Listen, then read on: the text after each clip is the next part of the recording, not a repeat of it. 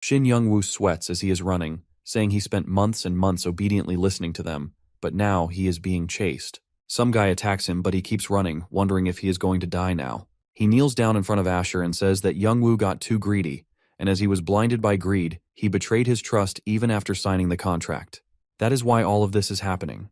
He further says, although he had no hopes for Young-woo, he should at least praise his tenacity that accomplished the mission. Young-woo looks up at him and says even though he completed the difficult quest, Asher is treating him like that without any reward. Asher looks at him in anger and says he will surely grant him a reward. For Young-woo, who lost Asher's trust, the reward is death. Young-woo looks behind and sees a man attacking him with a sword. Young-woo thinks maybe this is it. To think that this is the result after pursuing a quest for months by putting his life on the line. Young-woo realizes this is outrageous and calls it a shitty game. The world's greatest virtual reality game, Satisfy. With over 2 billion players worldwide, it is a fantasy world so vast that it can be called another Earth. The explored lands cannot compare in size to the undiscovered lands. And that place was, as expected, in a certain unexplored area. Northern End Cave, the deepest location within the cave. An area with all types of battle gear piled up like an overwhelming mountain. It remained unexplored until a certain user arrived and discovered it first. 1 hour ago, Young-woo was on level 73 Stage Warrior, and he looked happy as he found the S-grade quest item, Legendary Craftsman's Rare Book, for Earl Asher. He stands there thinking it was a difficult journey, and anyone would have quit the game by now. An S-grade quest that he can't even give up halfway. He wonders just how many levels he did drop and how many potions and equipment he lost to deal with that. He makes a plan of not talking to Asher ever again once he gets the Sun Sword as the reward. He recovered the quest item now, though its state is unidentified, and says he needs the discerning Eye of Palalian. Eye of Palalian is a highest grade appraisal item worth 5,000,001. Young-woo looks at it, thinking it is damn expensive, and realizes this game company is making his greed unending. He remembers the loans he has gotten because of this game, but all of a sudden, the Legendary Craftsman's Rare Book starts appraising, and it shows that he has discovered a legendary item, Pagma's Rare Book. This is a book that contains the technique of the Pagma, the master blacksmith who transcended human limits. By opening the book, he can change his class to Pagma's descendant. Shin Young-woo stands there shaking as he couldn't believe he had a chance to become a legendary class. He is so happy realizing that he can become the strongest, one and only class. But then he sighs and reminds himself that he is there to clear an S-grade quest, and it would feel distasteful to leave the quest like that. Though he plans to sell the book, a legendary class, it should cost at least a few hundred million won. He thinks about all the times he has struggled. He has even been doing some hard labor due to the game price and school expenses, and the only confidence he has about it is his tenacity. But all his friends left him for being addicted to the game. Even his family ignores him, thinking he is a sore loser. He cries as he is overwhelmed realizing the days of his struggle are over, and is excited to tell his mom, dad, and little sister that he has become successful with the help of the game they never liked. He then tries logging out as he wants to sell it as soon as possible, but the game couldn't end there, and it shows that the quest, Earl Asher's secret request, has changed to Earl Asher's anger. Young-woo stands there confused, though Asher says all these people have the same kind of greed. The game shows Earl Asher's anger, because Earl Asher is angry that he tried to take away the rare book, and he intends to kill Young-woo and recover the book. Asher says it is a worthy verdict for a traitor like him, though Shin is furious, telling him to stop it as Asher even reduced his reputation that he struggled to accumulate to reduce item prices. Though Asher tells his man to get him and kill him, Shin gathers his strength, and as he knows he is still a level 73 sturdy, he has things called techniques. He stopped the guy's movement with a guardian shield, but the guy didn't get stunned. Shin realizes if he dies here, probably the book will disappear, and he can't clear the quest nor log out, so he has only one choice left, which is opening the book. Before Asher could do anything, it was already too late, as the book is now opened and all stats and skills have been reset. Shin feels like the power is overflowing, and he has changed class to Pagma's descendant, the legendary blacksmith. And once the class change is over, a new title has been given to him.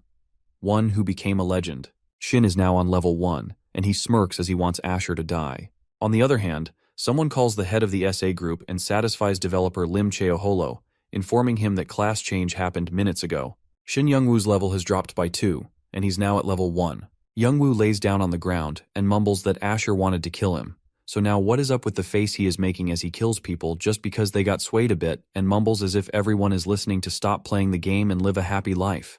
Shin Young-woo then gets out of the automatic machine from which he was playing, and he looks pretty exhausted now. His mom looks at him furiously, asking him if he even knows what time it is. In the game, Satisfy's developer operating company is SA Group. The head of Satisfy's operation team, Choi Nahi, welcomes the head of the SA Group and Satisfy's developer, Lim Chiolo. He looks pretty curious and says to her that the class changed 5 minutes ago and he wasn't expecting that as it looks pretty interesting, and tells her that at first he has to check the reports. Later on, in the office department, they all see Shin Young-woo's stats, and Choi Nahi explains to Lim Chiolo that Shin's ID is named by grid. Originally a level 73 warrior, now at level 1. She further informs him that he changed classes using Earl Asher's quest item, Pagma's rare book. According to the Intel Room's report, he is an ordinary user who is addicted to the game. His special achievements are staying in the same city for a year to raise his reputation, and playing in a level 200 area for 3 months, while endlessly dying. She continues saying that although Lim Chiolo ordered them to report directly to him for legendary class changes, looking at that foolish and inefficient pattern, they can consider this an accidental case that is unnecessary to report. Lim looks at his stats carefully and says that he personally thinks luck and tenacity are good traits. On the contrary, Choi Nahi disagrees, telling him that he gained the class due to pure luck, so there is no meaning to it, and even though she thinks it is a shame as the operations team leader. Though Lim says that he is saying that this luck is what he finds interesting, and tells Choi Nahi that, as she knows, according to the supercomputer Morpheus and the development team's predictions, the Northern End Cave and Pagma's rare book were supposed to be discovered in 2 years. However, that boy, he means Shin, broke the predictions, discovered the cave, and activated the quest chain to get the book and asks her, can those quest items be explained with luck? And adds that there is another that is interesting, which is the minus level. Normally the Asher quest is given out after level 350, but the lower-leveled grid changed classes because he didn't want to lose the item. Dropping to level 1 is an extreme penalty that follows legendary class changes. Moreover, the rules state that the level drops by 2 when someone fails a quest, and beginners below level 10 are exempted from that rule, but Shin became a level 1 because he was in a penalty state. Lim tells Choi if she realizes 10 stat points are given per level, and Shin is the only level 1 user until then. They need 2 level ups to reach level 1 from 1. That means that Shin's body stats will be 20 points higher compared to other same level users. And he further asks her if luck stacks up to this point, or if it can't be called inevitability. And if it's inevitability, could it be related to his skills? Choi panics, realizing there is a disruption of balance in the game, and they need to fix it. Though Shin Young-woo tells her to not go that far and point out the things she said, that he is an inefficient user, so there shouldn't be anything to worry about. Moreover, Pagma's descendant is weak in combat compared to other legendary classes. He tells her that he is heading back home, and if there is something about the report, she should call him. In the employment agency, Shin sits exhausted and isn't able to listen to the guy at the counter, though the older man there tells him to listen to the man at the counter, as he has to get the money for the job earlier. People there mumble as they know he is a game addict and realize that it's no wonder, as he doesn't look good. After taking the money, he sits outside the agency looking at the money, thinking this should be enough for the game. He thinks that only paying for the games comes to his mind, and feels guilty as he was planning on selling items and making a comeback in life. But he just lost a few $100 million worth of money. He thinks that he even kicked away his chance at success and wonders if he struggled that much just to have his dearest level 73 drop down to 1. On the other hand, Lim Chiolo stalks him in his car, and as he looks at him outside the agency, he doesn't see any value in him and thinks that might be true. But he thinks that that is his greatest asset, and he will have to realize that himself. Though Shin Young-woo puts his hand on his face and smudges it in frustration, thinking that he should at least have one proper skill, and groans, wondering if he can ever do something properly in life. Though he tries to shrug off his thoughts from his mind and plans on playing the game again, Lim smirks, realizing Shin's tenacity is certainly great. Later on that night, as Shin Young-woo sits in the capsule, he plans on having another round of the game. Even if he loses, he should at least check out the new class and thinks that things should work fine as long as the capsule holds on, as he is counting on the capsule. He decides to do everything he can to gain a profit from it. The game connects to Satisfy. As he enters the game and looks around, he seems to not understand where he is, as it doesn't look anything like yesterday's cave, and wonders if he got banished from the town. He walks around thinking he worked so hard in Patreon to raise his reputation, though he finds it unfair that they banished him just for a small betrayal. He moves further to find a landmark to find out where he is. He sees a temple and moves inside it. That place is pretty gloomy, and the game tells him that he has entered the Yatan Temple. Shin sweats as temples are generally level 150 dungeons, so this is probably dangerous. Because he enters the temple, his stats and info are being shown. There is a skill usage restriction. The probability of receiving the weakened status effect has become extremely high. Shin feels if they are the stats of a fly, and he is really at 1 level, so it doesn't look like a bug. Though he looks at the option like the probability of the item increasing, he can equip all the items, reputation rising, etc., and find them pretty good. He thinks that he could use the enhancement skill to make money. As for the items, maybe he should try it out, and as he chooses that option, Mammon's greatest sword is equipped with Mengel's plate armor. He looks at himself, being impressed as he managed to equip the level 60 item that he was planning on selling even though he needs more than 200 points in strength. But the drawback is the penalties, as the penalties are applied because the item's conditions aren't met. Mammon's greatest sword's attack power and option effects are decreased by 30% and 50%, and Mangel's plate armor defense and option effect are decreased by 20% and 50%. But still, Mammon's greatsword has an attack power of 200 and Mengel armor's defense of 130. Since normal 1-level equipment's capabilities hover around the 10s, this is almost 10 times better, even with penalties. Shin Youngwoo kneels down and looks at the sky and smiles in happiness as he finds it amazing, as expected of a legendary class, and feels blessed. He then realizes if this is a level 150 dungeon, then the surrounding area must be a field of similar level, and as he looks around, he sees a group of Yatan believers, as it is a Yatan temple, and probably they are casting an incantation, and roaming around in that state would be suicide for him, as he would die just by grazing them. He decides to get out of there without getting caught, but before he turns around, someone stops him, and to defend himself, he attacks them with his sword. But the guy tells him to calm down, as he will end up killing people at that rate, and introduces himself that he is Earl, Steim's secret bodyguard. His name is Doran, and he says that seeing him hiding, he himself realized that Shin is not on their side. The girl surrounded by Yatan believers is Earl Steim's daughter, Irene, and it seems like she was kidnapped during Doran's vacation. Doran says all of it seems difficult, though he is happy that a helper is by his side. He means Shin, though Shin looks confused as he never agreed to help. A quest starts to rescue the Earl's esteemed daughter. Rescue within 1 hour, clear reward 3,000 gold, clear reward of low chance of becoming the Earl's son-in-law, and failure is level 2. Shin gnashes his teeth, frustrated seeing another quest, realizing the guy is an NPC. Shin suddenly gets another skill, Composure, with a notice that stat points cannot be distributed.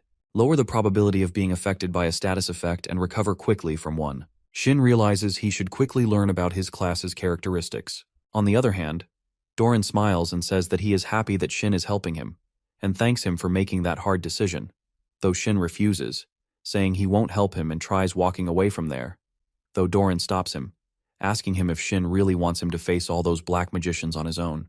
But Shin stands there unfazed as his current state is because of another S-grade quest, and the 3,000 gold is just a pity. But Doran asks him, isn't he a powerful person who can withstand the Terror's temple? He convinces him that without him the rescue is impossible. Shin screams in frustration that he is fine just because he is lucky, and if he fails again, he will be at level 3. But Doran keeps begging him for help and tells him that he is too weak to rescue the lady. Instantly, one of the Yatan men falls on the ground dead as the quest is accepted too suddenly by Shin, but he doesn't understand on whose authority it happened. Doran tells him he is now an enemy of Yatan believers too, as he killed one of them, and their enemies are fanatical believers who sacrifice humans as offerings. Doran tells him he will clear the passage and will leave the lady in his hands. On the other side, all the men start running towards them to attack them. Shin is scared to death as he finds himself in this terrifying situation of tons of men trying to kill them. Even though he is fully equipped, his health is only at 34 because of the penalties, and he thinks that he will die just by touching their breaths. He kneels down on the ground and cries, thinking he barely managed to steel himself and make a comeback, and yet everyone is going to kill him, but when he looks up, he is in a state of disbelief. Doran is fighting and killing all the men. Shin's jaw drops, realizing he is moving so swiftly and quickly in this narrow space, and maybe they might survive. But he realizes he might not survive as he hears one of the men telling his companions to kill them. Doran says to him they won't get anywhere just by fighting them, and that they were waiting to kill them all at once rather than individually, and then he grabs him and pushes him. Shin Youngwoo screams that he will die, but Doran casts a floating spell to avoid crash landing and says to Shin that it must be obvious to him, and that he is amazed at his humility. Shin regains his composure and asks him if he has a skill that allows him to believe in what people say, and thanks him that he got his breath again as he thought he was gonna die. Doran tells him if he is thankful, then he should go full power from now on, because this is where the real rescue starts. Meanwhile, the men worshipping there are making prayers to punish them, addressing them as heretics. They keep saying, "Blessed source of underground, gather thy deepest grudges. Shin Youngwoo, confused, asks Doran what all these people are chanting, to which Doran replies that it is black magic, and it's a pain to deal with. But he won't wait for them to finish and cast his spell and throws knives at the casters and kills some of them. The remaining others there scream, saying Doran is mocking their casters and chant, "Children of Yatan, buy us some time," as they absolutely have to kill that heretic. Shin stands there with his mouth widening, saying the magician mobs should be around 150, and yet Doran is facing them all on his own, and mumbles to himself that Doran is amazing. He thinks within himself that he might clear the S-grade quest using just the NPC at that rate, and then what he can do right now is cheer. He screams, addressing Doran as his sunshine and his hope, and cheers him that he can do this. Though the men chanting keeps chanting, "Destroy thy wind, forget thy will, and the soulless puppet thou shalt be." They are already finished chanting, and a strong energy gathers around Doran, and he screams in pain. On the other hand, Shin stands there nervously laughing, and to lighten the situation says to give his cheers back and says sarcastically that he always wanted to be a Yatan believer. One of the men laughs mockingly, taunting what a fitting end for an annoying insect. But Doran suddenly calls upon Steam's shadow Doran and further says that he is merely completing the mission as the sword that guards the family emblem, and with another level of determination fights back the energy gathered around him. Shin is stunned and is left speechless as Doran dispels the black magic and wonders if he is a named NPC. The named NPCs are famous or skilled characters who have important roles. All those men start pre-preparing a spell again. Dronzer, however, refuses that the fanatics who have laid their hands on the STEM family, there is no such thing as again. But as he casts his spell and sends knives towards them, they all protect themselves with magical shields. Doran is frustrated, and his frustration doubles as Shin Youngwoo says they have such good fortune for today. All of a sudden, they hear footsteps, and it is a lady. Her entrance stops the battle for some time, and she says that they will have to give up this offering, and for further days, it is her S-grade quest to defend this sacrifice. She smirks, saying to think that she will face a named NPC like Doran. This is her first exciting quest after a long time, and she asks him if he will be a worthy adversary to her, Yura. Though Yura can see Shin Youngwoo's state and the quest's current situation, Earlsteim's only child is a beautiful and chaste lady called Irene. The Yatan believers kidnapped Irene to offer the sacred virgin to God. Clear requirements: rescue Irene within 1 hour after accepting the quest. Earl's son-in-law's nobility stats will be available. All stats 20+. He will be treated as a viscount. Power and honor will be raised. He can advance into the social circle of the nobles, and he will receive a monthly salary, and this would be a shortcut to gain a higher rank, but the quest failure will make his level drop by 2. Yura, the Blood Witch, is a Korean player known for being the #1 black magician in the entire game and ranking 5th in the unified rankings. She is also a bit of a celebrity who appears frequently on TV due to her superb beauty and spectacular gaming skills. Thinking that one of the intruders is Doran, Yura is surprised. Meanwhile, Youngwoo and Doran wonder what a top-ranked player like Yura, famous for her control of black magic, is doing here. Without any warning, Yura casts a spell, and a massive blast erupts, filling the area with smoke and shaking the ground. When the air clears and the smoke settles, Yura asks Youngwoo if he is the one who activated the S-Class quest. Youngwoo feels clueless, as he doesn't understand what she is talking about. She adds that this was the only place she could test and train her new skills without being bothered, but thanks to him, she now has a chance at a rare quest. Furthermore, she asks Youngwoo if this quest isn't a bit challenging for him with his gear. Youngwoo narrows his eyes at her and realizes that Yura got his level wrong. But, as expected of a ranker, she's really perceptive. However, there's no need to despair. With a sly smirk, Youngwoo suggests Yura shouldn't get full of herself, pointing out that Doran is the named NPC here. Yura replies that she is well aware of Doran's abilities, but she's also a level 230, so she'll manage. In an instant, Doran suggests attacking, saying that one should never hesitate in battle because the quicker they move, the higher their chances of victory. Yura raises her hand to cast a spell, mentioning that, as expected of a veteran NPC who has gone through 3 class changes, Doran is quite strong, to which Doran responds, suggesting to see if she can be swift after this, but realizes that his legs are stuck by the magical vines created by her spell. However, as expected from Doran, with his powerful gear, he manages to free himself from those magical vines and says that these petty tricks won't work on him. He slashes through the magic vines and declares that he'll be returning what's hers, chopping them up and throwing the pieces back toward her. Yura instantly moves her sword through the air, making herself safe from the chunks, and says that she's impressed by how he is still able to put up a fight, to which Doran replies that he has enough strength left to take her down.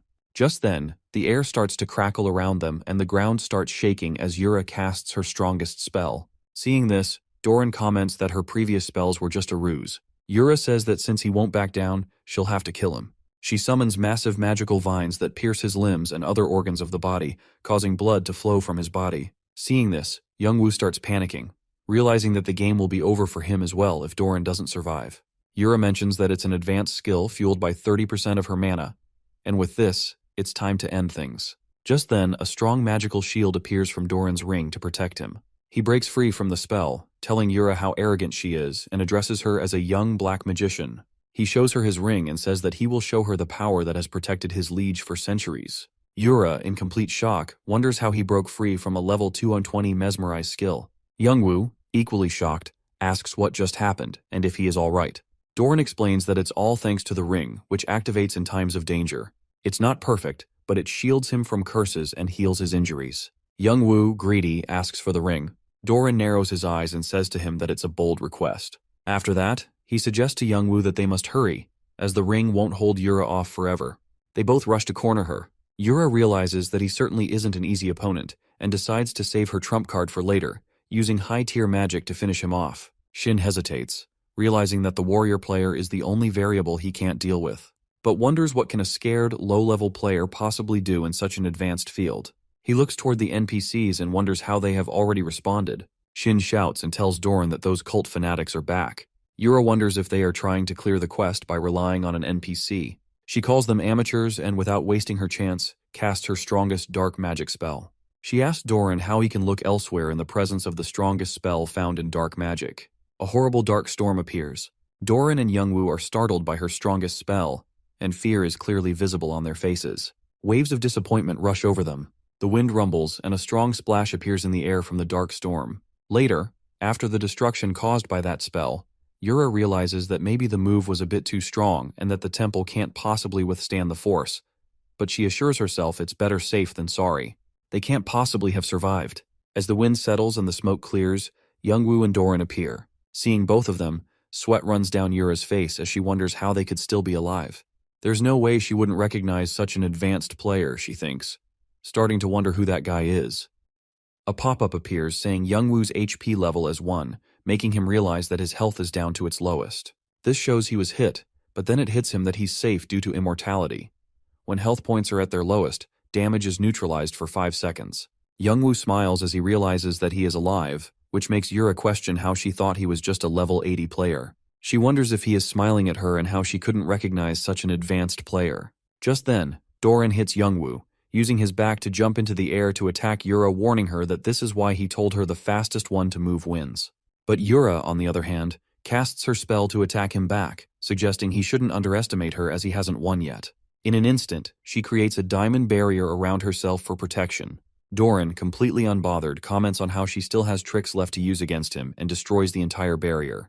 Yura panics and struggles, realizing she can't hang on much longer and needs to deal with that player before it's too late. Just then, the whole field empties, and as the smoke settles, Yura startles, wondering if he just left. She thinks about how strong he was, yet he didn't even lift a finger to fight. She has no idea that Doran is standing right behind her as she continues wondering about that player. Meanwhile, Youngwoo is depressed in his pod as the pop-up from the system announces that his character has died, he has lost 2 levels, and he is now level 3. Having died twice in the last 24 hours, he cannot log in for the next 12 hours. Suddenly, it hits his mind that Doran pushes him to use his back, and that was the moment he died. Furious, he starts cursing Doran. Back on the field, Yura is still annoyed, realizing that Doran left to yield the quest to her. She gets furious and wonders how he dared to take pity on her, as if she were a second-rate player. She mutters to herself, "I'll get you for this." The next day, the game community is stirred up by a new mysterious player who becomes known as the Ghost of Yatan Church. Youngwoo sits in his pod, still annoyed over Doran, cursing him for forcing him into a quest, and then killing him. He disbelieves how an NPC could kill a player when he was supposed to help.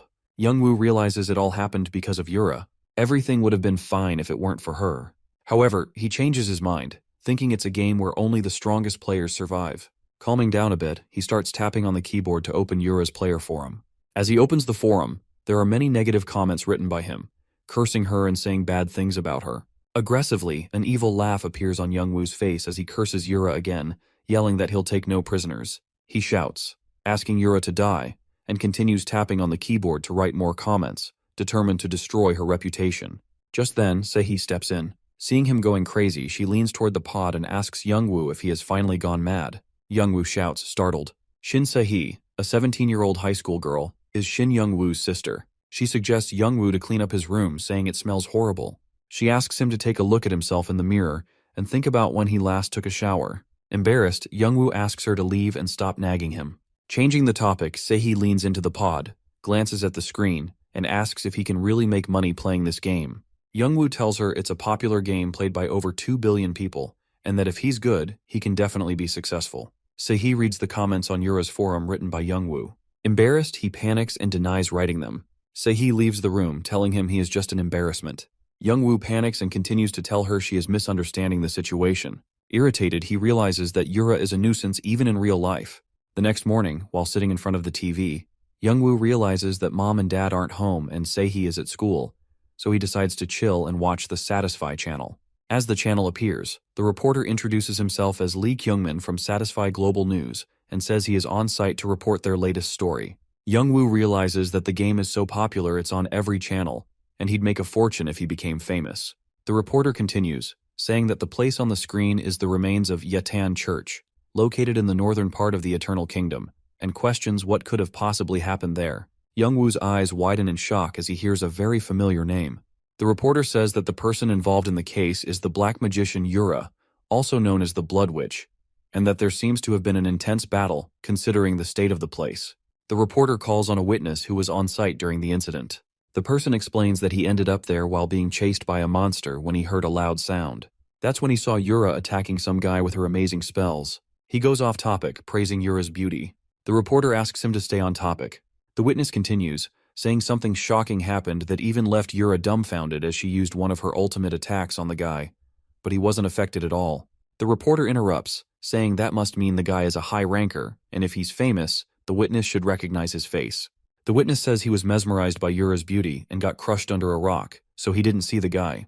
The reporter questions the identity of the mysterious player who has captured everyone's attention. This scenario makes Youngwoo think he could become famous. Excitedly, Youngwoo picks up his phone saying, "Who would have thought about this?" Finally, things are looking up. He makes a call to the operator of Global News and tells him that he wants to report that he is the guy from Yetan Church. The operator asks for his ID, to which Youngwoo replies, "Grid." Then the operator asks for his level, and as Youngwoo tells him it's 3, the operator cuts the call. Youngwoo falls in disappointment and starts murmuring. Meanwhile, on the TV, the reporter continues, saying they will be releasing a clip recorded from the incident and asking viewers to call if they have any information. Annoyed, Youngwoo comments, "Like that will do anything." Just then, Doran appears on the screen while Irene is struggling to carry him. The reporter announces that it's Doran and that he rescued Irene after all. Youngwoo is shocked and realizes Doran isn't looking so good, but remembers that he did go up against Yura all on his own. Irene starts crying as Doran becomes completely unconscious, which makes Youngwoo think maybe he didn't make it. He recalls Doran thanking him for making that decision and realizes that, NPC or not, Doran was a nice guy. Smirking, he recalls Doran's ring and thinks he should have given it to him. He decides to get some sleep while the reporter keeps going, announcing that next up they have Satisfy Hot Topics, and their guest today is a player who's been gaining a lot of attention lately. The reporter asks the guest to say hello to the viewers. The guest greets everyone and asks them to make sure they know him. He introduces himself as Katsu, a level 203 Japanese warrior. Youngwoo wonders if that dude is famous for being a jackass. Rumor has it he's the son of a tycoon, and he certainly sounds like one. The reporter says Katsu shot up in the unified rankings and is now ranked 53rd. He tells Katsu that everyone is dying to know the secret behind his success since he jumped 30 levels in just 3 months. Youngwoo's eyes widen, and he sits back in shock, wondering how Katsu did that because it took him years to reach level 70. Katsu stops the reporter and asks if this is a Korean broadcast, mentioning that Yura is currently the top ranker in Korea. The reporter agrees. Katsu addresses Yura and warns her that her days are over. He will utterly crush her and become the #1 ranking player in Satisfy. Youngwoo calls him insane, thinking the 53rd ranker is challenging a 5th ranker, and although he hates to admit it, Yura is a monster.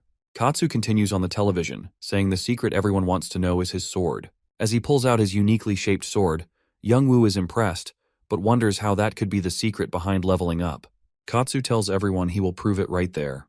His sword starts transforming and a wave of heat envelops it. Startled, Youngwoo wonders what the hell is up with that sword. Katsu explains that it's his passive skill, which transforms his weapon to consume his opponent's health based on the damage he inflicts. The more he attacks, the faster his health and speed rise. The reporter, trembling, says in a breaking voice that he's never heard of such a skill, to which Katsu replies that of course he hasn't. It's because Katsu gained it 3 months ago by becoming the Blood Warrior. Katsu asks if everyone likes it, and reveals that it's the name of his epic class. Youngwoo wonders if that's another hidden class that can boost levels immensely. He decides that he also wants to utilize his class as Pagma's successor. After a while, Youngwoo returns to the game and enters Barren Village. He realizes this is where he came for Asher's quest, and guesses that the church wasn't rebuilt because of its hostile relationship with the Yatan cult. There are many players roaming around. One of them announces that warriors at level 130 heading to Mubaid Ruins are welcome to join. Another says they are recruiting level 200 players for the Guardian of the Forest raid, with their mission to find the ultimate mineral, blue orichalcum. Seeing all this, Youngwoo realizes these are all raid parties for high-ranking players. He supposes it's no surprise, considering all the monsters in this village are above level 100.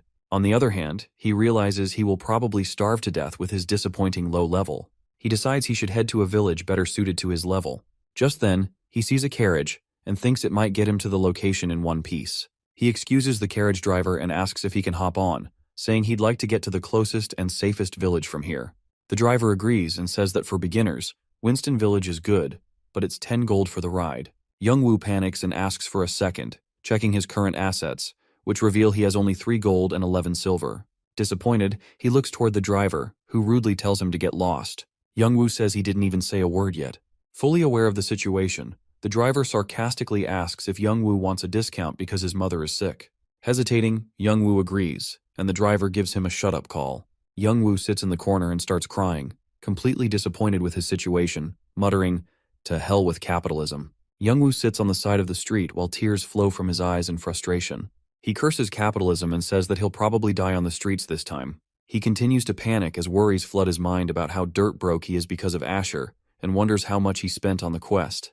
He further tells himself that his class change was useless, as he is now level 3. However, he realizes that if he creates an item, he can make money and also level up. With that thought, he raises his fist to his chest with hope. He starts strategizing and tells himself that he should be careful not to attract attention in case something awesome pops up. He decides to check Master Blacksmith craftsmanship first, and sees that there is a plus 10% boost on all stats of created items, indicating that his status and fame will increase every time he makes an item. Youngwoo further considers that his craftsmanship skills are already at a master level, in addition to his level 1 legendary blacksmith skills. Even the number 1 blacksmith is only at an intermediate level, so it's great. The best part is this creation skill, where he can create an item to match his preference, which will hopefully be a masterpiece. With these calculations, he thinks he has 3 chances, so he should give it a try. Youngwoo takes out his sharp sword and says that if an epic class is that intense, then a legendary class should be better. He decides to look into it further and selects it on the screen. A pop-up appears, informing him that he is using the legendary blacksmith's creation skill and asking him what item he wishes to create. He chooses a greatsword because weapons come first and foremost. After the input, another pop-up asks him about the materials he would like to use. He thinks the strongest materials would be better, so he chooses blue orichalcum and inputs that. However, a pop-up asks him to input the item's characteristics, leaving him confused about having to do it himself. He takes a shot and draws it, thinking it'll be grand and powerful, just like a shark, hefty and shiny. Excitedly, he continues to design it with attack power over 10 million, meteors that strike each time he attacks, something that overrides his opponent's defense, and instant kill capabilities. When he finishes drawing, he admires it and thinks it looks like both a shark and an anchovy. The screen alerts him that auto-calibration will start, with revisions applied according to the materials and blueprint provided. Surprised, Youngwoo wonders if his blueprint was that bad and questions the numbers appearing on the screen. When auto-calibration is completed, Youngwoo's eyes widen as he suddenly understands all the information, even though he has never worked with blueprints before. He starts feeling like a real blacksmith. The sword displays above the screen in 3D with durability at 1090, attack power 1020, defense 80, and agility plus 50. He is impressed to see that the settings have also changed. Now the sword has more options, which is perfect because he can join the Guardian of the Forest raid to get the blue orichalcum. However, he realizes the raid is for players at level 200 and above. Before he can process this, He notices a user requirements section indicating a required level of 300 plus, even though the Yber 1 ranker is only at level 250. He realizes that even if he put all his stats into strength, his total would only be near 5,000. Considering that the number 1 blacksmith player is only at an intermediate level, he acknowledges that his skills are advanced. However, despite his advanced skills, the shark-shaped sword he created is basically junk.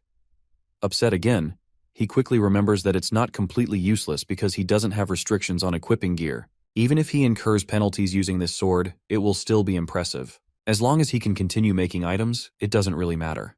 With newfound confidence, Youngwoo stands up to join the Guardian of the Forest raid. Once he does, he plans to grab his prize and make a run for it. When Youngwoo asks to join, the leader refuses, explaining that the party is for players level 190 and above. Judging by Youngwoo's gear, he seems to be only level 60. Youngwoo chuckles at the leader's statement and replies that, even though his gear is shabby, he is actually level 100 and doesn't rely much on his gear. The leader gets angry and asks if Youngwoo is implying that all their skills are based on gear. Another man joins in, mocking Youngwoo, saying he's never heard of him before and calling him a loser without equipment. He even bets that Youngwoo is one of those free riders who must be lying about his rank. Youngwoo is stunned by their angry accusations. However, a man among them, Regas, tells the others not to be too harsh on Youngwoo and suggests giving him a different assignment since their guild will handle the boss monster. Everyone looks at Regas in awe, realizing he is the Regas from the Tzedakah Guild, the number 1 martial artist with the nickname Ultimate Fist and level 180. This is especially impressive since martial artists have severe item restrictions, making it very hard to level up. Youngwoo bitterly thinks about how unfair life is, as Regas is good-looking too. The leader tells Regas that this isn't the time to be nice, arguing that they can't take Youngwoo without testing his abilities. Regas replies that it's better to have more players for the raid cleanup. Youngwoo happily agrees to the cleanup task and thinks Regas seems like a nice guy. The leader continues making excuses, while Youngwoo mentally tells him to just listen to the ranker's command. Regas suggests a 1.1 match to test Youngwoo's skills, ensuring there won't be a problem if he proves himself. Youngwoo feels happy to get a chance but is shaken to realize that he'll be fighting Regas. Youngwoo realizes that he is now in trouble for having to fight against Regas. However, the man agrees with Regas' suggestion and calls it a brilliant idea, which will be enough to convince everyone else. Just as he is about to announce the fight by confirming Youngwoo's name, Youngwoo cuts him off and runs away in fear, making up an excuse about getting bored and deciding to practice some moves with his left foot today. Regas is confused as he watches him run away, wondering why he left, as it would have been great if he had joined. Youngwoo keeps running, regretting how it didn't go well. He considers making some money for his carriage fare first. He opens the screen for it, and the pop-up asks him to input the name of the created item. This confuses Youngwoo, as he can't believe it wants him to name a literal failure, but he still thinks he has gotten the hang of it. Therefore, Youngwoo tries, keeping in mind that there is a limit to how many items he can create, so he should avoid making things unless it's absolutely necessary. Considering this, he thinks about how busy he will be making money and studying. When Youngwoo arrives at Smith's smithy, he is ordered to get out in a harsh manner. He tries to explain, but the smith cuts him off by questioning his words, how to make an item that sells well, repeating them. He asks Youngwoo if he thinks it's an easy job. The smith continues his work and calls Youngwoo a disgrace to blacksmiths, just another half-wit running after money. Youngwoo attempts to convince him by saying he hasn't asked for anything bad and just wants some slack, but the smith tells him that he's not the only one who thinks this work is a joke. People like Youngwoo, who underestimate what others do, aren't cut out for real work. He insults him, saying that he doesn't have what it takes to be a blacksmith, so he should leave. Youngwoo sighs in disappointment and steps out, mumbling to himself about how stuck he is, as this was his only chance to earn carriage fare. When Youngwoo starts to worry about this being his end and wonders if he is going to rot in the village, Smith comes out, wishing his heart was made of steel, and commands Youngwoo to stop whining in his yard and get him some firewood. He gets reminded of the reward for chopping firewood and thanks Smith happily, calling him the best. Now, Youngwoo starts chopping firewood, thinking about how he hasn't had a normal quest like this in a while, just chopping wood and leveling up. However, he shouldn't forget that he can fail to chop firewood in this game, as it's too realistic. So he decides to appraise the axe first. When he tries to do so, he's shocked to achieve 100% understanding of the old axe in a single try, which could be due to his passive skills. However, just as he's about to strike, he sees the guideline on the firewood for the place to strike. When Youngwoo strikes at that exact spot, the wood breaks in half in a single try, making him really happy. He calculates that if he achieves 100% understanding of legendary items, he'll be super rich soon. With that, he keeps chopping for 2 straight hours until he finally falls to the ground, exhausted. He sweats profusely, hating being level 3, as he feels weaker than a piece of paper, having only chopped 150 pieces. Nonetheless, he gathers back his strength and stands up, encouraging himself to do it for Smith and for himself, to leave this town soon. As he does so, a pop-up stat unlocked appears, which he looks at with confusion. Another pop-up appears, telling him that his weight-carrying capacity has increased. Youngwoo wonders happily if this is a special stat for legendary classes. He realizes that he doesn't feel exhausted anymore. In fact, he feels super energetic, and continues chopping until there's a large pile. Smith looks at the pile with surprise, as Youngwoo chopped 1,000 pieces in 6 hours, to which Youngwoo calls it a piece of cake, claiming he's a blacksmith too. However, Smith disregards him and tells Youngwoo that he'll believe him if he can finish the mining ore job, as that's the basics. Youngwoo thinks that those experience points will level him up to 0 and agrees to the task. Upon reaching there, he realizes that it took him 3 hours for a 30-minute walk due to the penalty. He supposes that it's because he's wearing level 70 gear at a minus level, but it's irritating nonetheless. Youngwoo tells a man that he's sent by Mr. Smith, at which the men make fun of him for being just skin and bones and don't believe him. One of the men tells him not to cause any trouble and just stay in a corner. He also says that he'll talk to Smith about sending such a weak person. They turn back to their work until they hear the sound of an axe. They turn around to find a lot of iron ore coming out of the ground as Youngwoo strikes his axe. They look at the iron ores in awe, unable to understand how he's doing it even while wearing the armor. Even though Youngwoo's body feels like it would break any moment, he continues to dig, as it makes him feel better. He admits that what Smith said about his capabilities is true, but decides to learn what he doesn't have. The men start praising his strength, saying that they thought he'd be an incompetent idiot, but instead, he's turning out to be a great miner. Youngwoo ends up mining a pile of iron ore until a pop-up appears, telling him that he has acquired 170 iron ores. He shouts with joy, declaring, "Persistence is my weapon." With this, he finally reaches level 1. Shin Youngwoo sits there inside the game as notifications start popping up in the game that he is now on level 1, and his stats that were fixed to a minimum due to the minus level penalty have been restored to their normal state. Also, the basics of stats of Pagma descendants have been applied. He looks at his current status, and it shows the name of the level is 1, 45-100, and the class is Pagma's descendant. The title is One Who Became a Legend, and he is finally back at level 1. A normal level 1's total stat points should be only 22.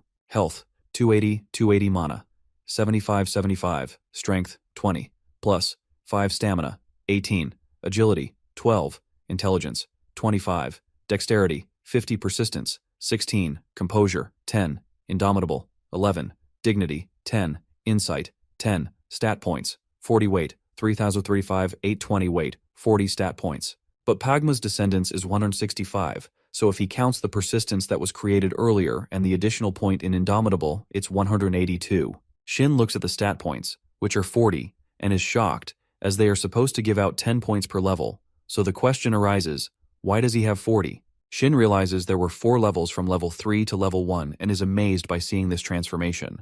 Mr. Smith, on the other hand, jokes and tries to lighten things with Youngwoo, saying that to think that he treated such an outstanding person so harshly is pretty embarrassing. Meanwhile, a message pops up telling Youngwoo that his affinity with Smith has increased by 60, and his reputation within Barrentown has increased by 20, which makes him pretty shocked, though Smith keeps asking him not to be mad, and that they are both blacksmiths. He anyways asks him to recommend some items that sell well, like he said last time, as he needs the money for his carriage fare. Though Smith tells him that he has prepared just the thing for him, Jaffa arrows, and he tells him that these should be good enough as Youngwoo's first item. Youngwoo holds those arrows and examines them. However, he hesitantly says that these are such simple arrows, and these cheap, expendable items don't really make much. Smith smirks, proudly claiming those are not just some ordinary or average arrows, as they have a bit of a Jaffa mixed with steel. Its effect is that it ignores some of the enemy's defense, and this is indispensable for raids against powerful golems, such as the Guardians of the Forest. Shin understands that these details about the arrow change everything, and then he appraises it. A notification pops up telling the Jaffa arrow, priced at 6 silver with a normal rating, deals 20 attack damage, has an attack power range of 20-26, weighs 0.1 with 89% understanding, and Shin can use it skillfully. Shin realizes if he increases his understanding by disassembling it, he will get to learn the production method, as 89% understanding of the arrow is required. Though Smith tells him to teach him the production method and asks Shin to follow him. Smith shows him, and as well as tells him that firstly, he needs to smelt the ores by putting the appropriate amount in the blast furnace. Afterwards, he has to remove the limestone and the impurities from the iron, and by cooling the molten iron, he gets pig iron that is not suitable for weapons. To make it suitable, he needs to reduce the carbon content through a process called steel making. He looks at Shin, saying this was the smelting process, and maybe now they should try it with the Jaffa ores, though it is quite hard to get the right proportions of minerals. Young-woo is eager to try it out, and he watched the blacksmith's actions carefully. Although Satisfy is a realistic game, acquiring knowledge is quite easy. Moreover, for him, he has something called the class compensation effect. He notices the signs, probably for the directions and the strength of the bellows. Surprisingly, it hasn't been 5 minutes, but he managed to heat up the furnace. The game warns him that Pagma's descendant is sensitive to the temperature, and also he is precisely measuring the blast furnace temperature. He gets a notification window with the detailed temperature on display from 700 centigrade to 730 centigrade. It is a success, as he gets a notification again that the quest is cleared, and he has gained 80 experience points. His affinity with Smith has increased by 30, and he has gained 3 Jaffa ingots. Shin gains level 1 and is currently at level 2 and gets pretty happy with excitement, but freaks out when Smith praises him as well as calls him sexy, but changes the topic, saying that even though Shin wasn't experienced with the smelting, so he can't simply be called talented anymore. He further says it's just like Pagma was reborn, not exactly a reincarnation but a descendant. Smith directs Shin to move on to the arrowheads. Mix and heat the molten metals together repeatedly and pour it into the mold. After letting it solidify for 40 minutes, he gets an arrowhead like this. With this, he moves on to the anvil. While he hammers it, he has to keep in mind the balance on either side. He also has to grind the edges cleanly, and all he needs to do afterwards is to place the arrowhead on the arrow shaft. To increase its penetration, he needs to get the correct weight balance for the arrow shaft and the feathers. Young-woo wonders if he will be able to do it, but trusts himself as he gets the notification that he is learning about Jaffa arrow production methods, and his understanding of the Jaffa arrow has reached 100%. Smith tells Shin the material cost is free for this time, and he will be watching, and while watching, he thinks Shin is no ordinary boy because the way he handles the molten metal is masterclass. Smith wants him to teach about the arrow shafts too, but Shin tells him he will do it on his own as his understanding is 100% now, according to the notification. Straighten out the twisted parts, and after cutting it uniformly, make the fletchings using feathers and glue. The efficiency is astonishing due to Shin's dexterity stat and class compensation effect. Smith is shocked as Shin made them after having a single look and asks him what he is doing and why he is quenching the arrowhead. If he does that, although it will get harder, it won't be as durable. Though Shin grins, telling him not to worry as he plans on tempering the arrowheads, it's a bit over the top for an expendable item. However, Smith tells him he won't have time to make many of them using this method. But Shin assures him if he makes it even a bit better, he can sell it for a higher price, and if nobody like him wants to grow successful, all he can do is this. He completes the process, and Smith advises that he just needs to stick the arrowhead and praises that Shin really has been hiding a monstrous talent. Shin smiles, saying his occupation to this day has been about doing hard labor, so he never expected he'd have so much fun working like this, and now he waits for the quest to be cleared as he finishes. Suddenly a notification pops up that the legendary blacksmith's breath has activated. As Young-woo gets the notification of the legendary blacksmith's breath being activated, another message pops up that legendary blacksmith's level 1 has all the stats of the crafted item increased by 5%, and there is a rare chance of giving special features to his crafted items. The special Jaffa arrow is rated as epic, with an attack power ranging from 35 to 42 and a weight of 0.1. It ignores a portion of the enemy's defense and has a chance to completely bypass it altogether. Shin doesn't understand what it is about epic, though another notification pops up that the quest is clear, and upon clearing the quest, an epic-rated item is produced, permanently increasing all stats by 4, boosting his reputation by 80 across the continent, and granting 300 experience points, raising his current level to 3. Shin's eyes widen, and he says, leaving the level up aside, its epic grade is phenomenal, and Smith says that this is magnificent to think that a boy who isn't an apprentice like Shin made a perfect arrow. Shin cries as he gets overwhelmed that it should have been a sword, but he got an epic grade. Shin thinks that still amongst the existing arrows, there are none that exceed 40 in attack power. Moreover, there is the extra option to completely ignore the enemy's defense. He feels proud, though, that his class's effect is amazing, and at this stage, this must be better than most level 20 one-handed weapons out there. Later on, Shin prepares to leave. However, Smith feels it is a pity that Shin can stay a bit longer, but Shin assures him if destiny allows it, They will meet again.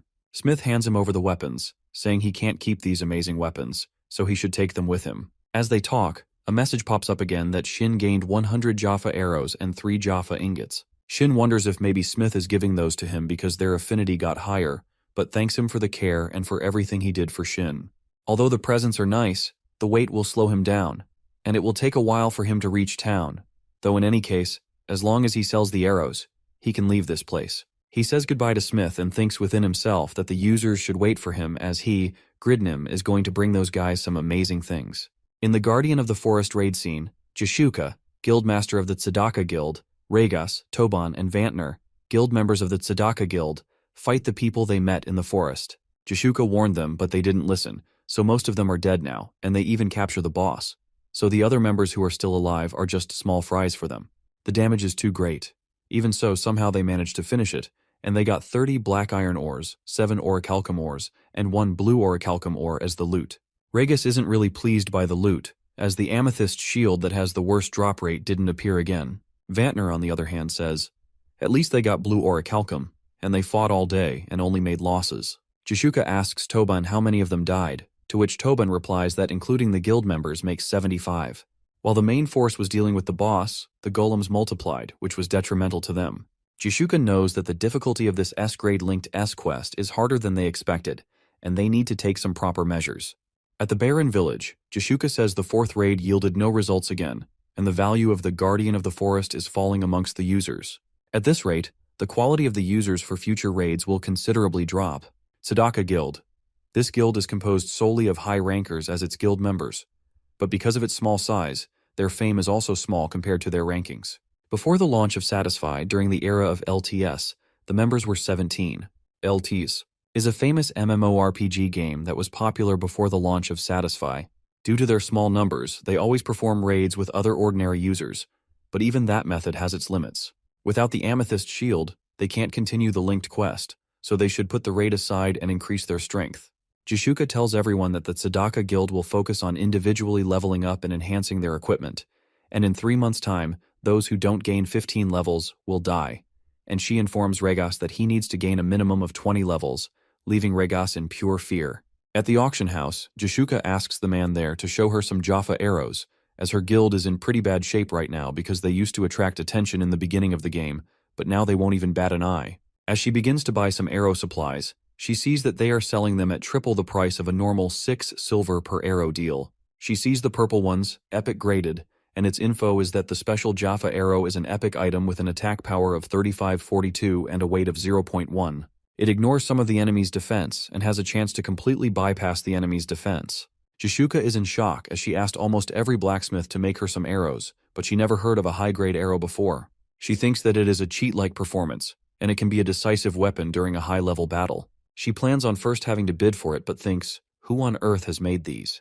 She further thinks that if it is not the top 2 blacksmith rankers, Panmir and Steng, it means there is another blacksmith who has surpassed their level. The information has been shown about the arrow to Jashuka when the message pops up that it is an arrow crafted by a skilled and promising craftsman who lacks experience and reputation. Due to the combination of Jaffa with steel, the arrow possesses extremely high penetration and the ability to ignore some of the enemy's defense. While having food, Vantner is teasing Regas because Regas is worried that just how can he level up 20 times within 3 months, to which Vantner replies that they have to think seriously through this, because when Jashuka said she will kill them, he is sure she will definitely do it, and sarcastically says that at least he will pay for his last meal. Suddenly they get a notification, and it is a guild announcement, and Jashuka has updated them to find users in the top 100 blacksmiths ranking whose player is lower than the skill level. Vantner doesn't understand why she is suddenly telling them to search for a blacksmith. On the other hand, Regas stands up and gets frustrated that she was literally telling them to level up earlier, and now she is telling them to do it. He angrily calls her whimsy, but calms down within seconds when another notice pops up by Jashuka that mocks her and she will them. She also notifies them that this user has the skill to successfully lead them to victory against the Guardian of the Forest. Vantner says that if Jashuka is so sure of herself, they should find this guy. Very small team of elites managed to run in the top 3 of each class rankings within half a year.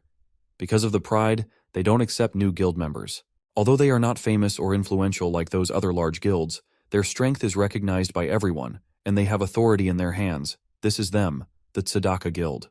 Jashuka thinks if the users Panmir and Steng It must be because his items far surpass the original ones. All the guilds around the continent will be in chaos as they search for this user, so they need to find him first. In a fresh setting, a guy is talking Panmir, top-ranked blacksmith, telling him if he has heard the rumor about the guy who us being searched by a certain powerful guild because he made something unique. He further adds that all of Satisfy is talking about it, though Panmir doesn't seem to hear him and stays quiet for a bit. After a while, he says he just saw the news. An epic grade arrow made by a master craftsman with great skills and potential, but lacking in experience and reputation. He feels insecure as even he doesn't get called a master craftsman in the description. He thinks that although it happened twice only, he was the first person to craft an epic grade item. He was proud of putting in more effort than anyone else, but questions himself. Who is this person now? At the labor office, a queue has been made and the speaker tells everyone to be careful when they arrive on site, and he will list them out individually. The announcer announces that the Shinwoo Building's construction site is looking for 4 workers, but before Shin could say that he wants to be a part of it, all the elderly people go first. When the announcer asks that he needs 3 strong tilers with experience, but again a guy elbowed him, making Shin furious. Shin shouts, saying he is also there to make a living, so they should stop acting like that. The announcer tells everyone to maintain the decorum and announces again that he needs electric pulling work of 110,000 won for 1 person. Shin doesn't speak as that one's awfully demanding. He tried it last year and the cost of medicine afterwards was greater than the income, but someone forcefully raised Shin's hand. The announcer thinks Shin is volunteering and selects him. In the morning, Shin looks exhausted, and before even doing breakfast tells his family that he is going for work, but his father tells him to stay a bit. Though Shin was in Hiri, but still, he stayed for a bit thinking if he pays back the loan interest, his savings are only at 9221. Although his father takes out an amount of 70k, telling him that they will give him the money for his daily wage, so he can take a break today. Shin looks at the money thinking, the daily is at least 90k these days, though his sisters give him a dead look to take it and stop being ungrateful, and tell him that she has prepared him a bath so he should go use it. Later on, he joins the game as it's nice resting and playing the game, but after paying back his debt, his account savings are at 0, and that is why he is not motivated.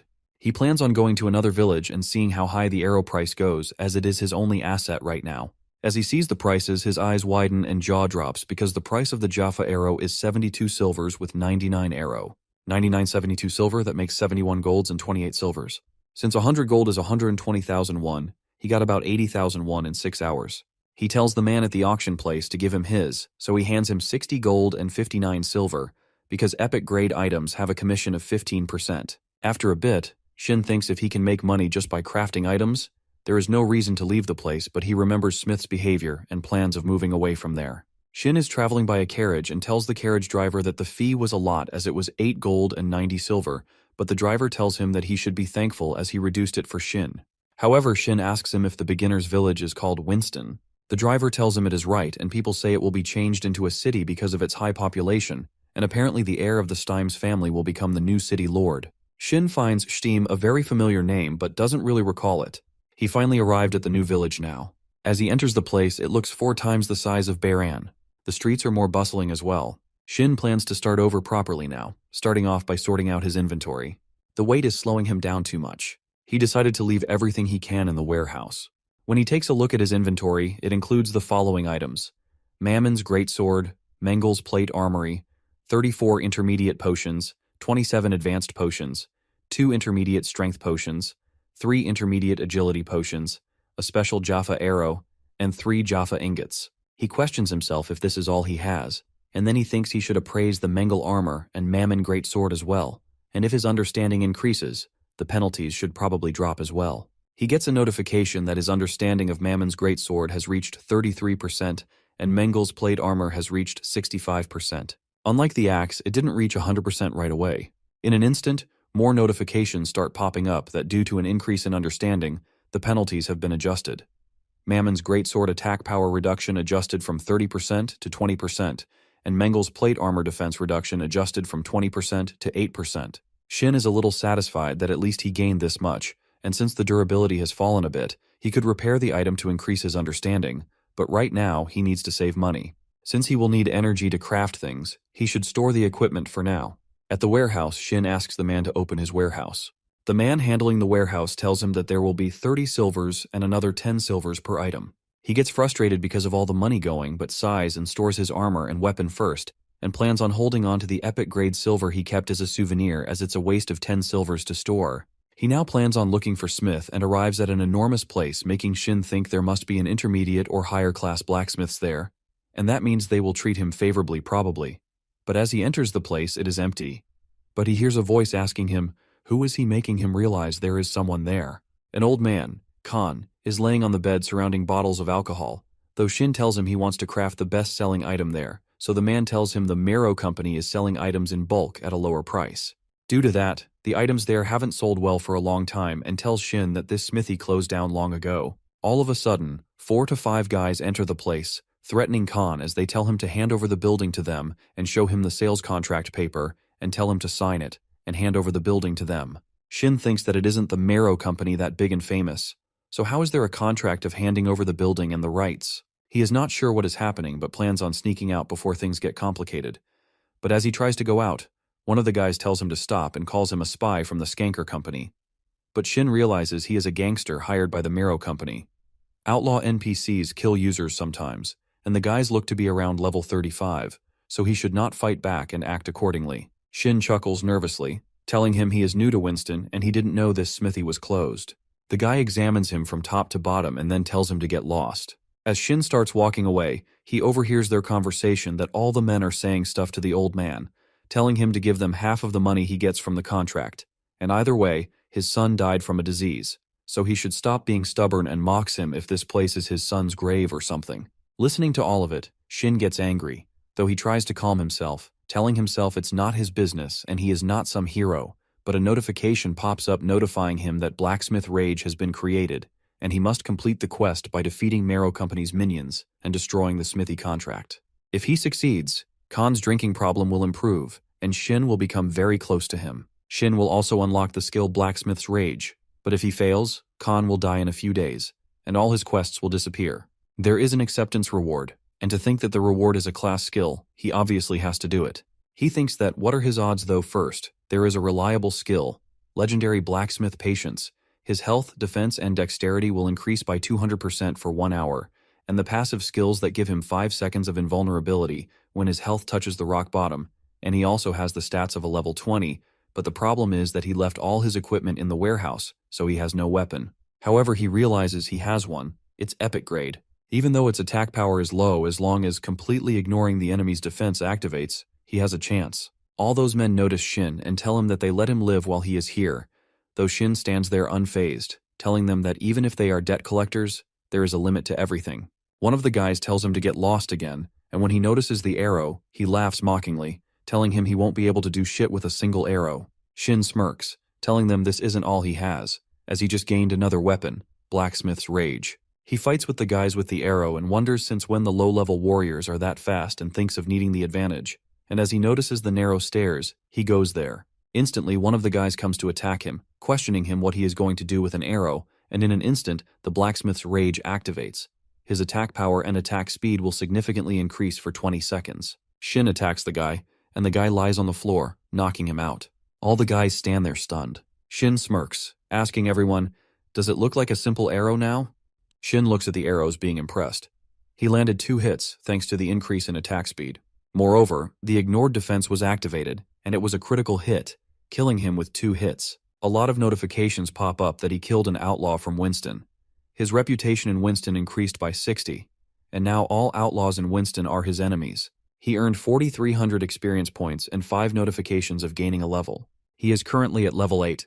He gained 5 levels for killing a level 35 outlaw, going from level 3 to level 8, 125, 1,400 experience. His health is 316, mana is 87, and weight is 842, 1,000.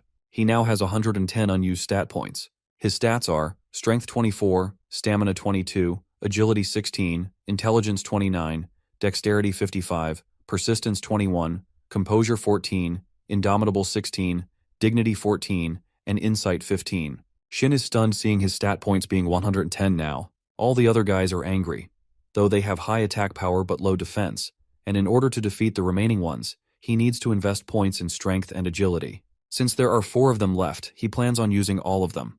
Notification pops that he has invested 50 stat points in strength and 60 stat points in agility.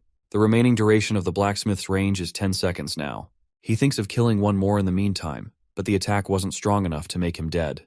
The guys know Shin's attacks are fast, and they won't fight on those narrow stairs using large weapons. On the other hand, Shin thinks that guy didn't even die after increasing his stats, and this time, the option didn't activate, nor did he get a critical hit.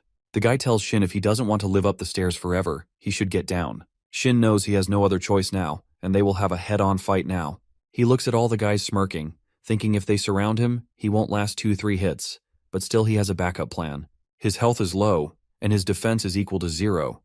But if they surround him, he can kill them all at once. All he needs is the health to last until then, so what he needs right now is legendary Blacksmith patience.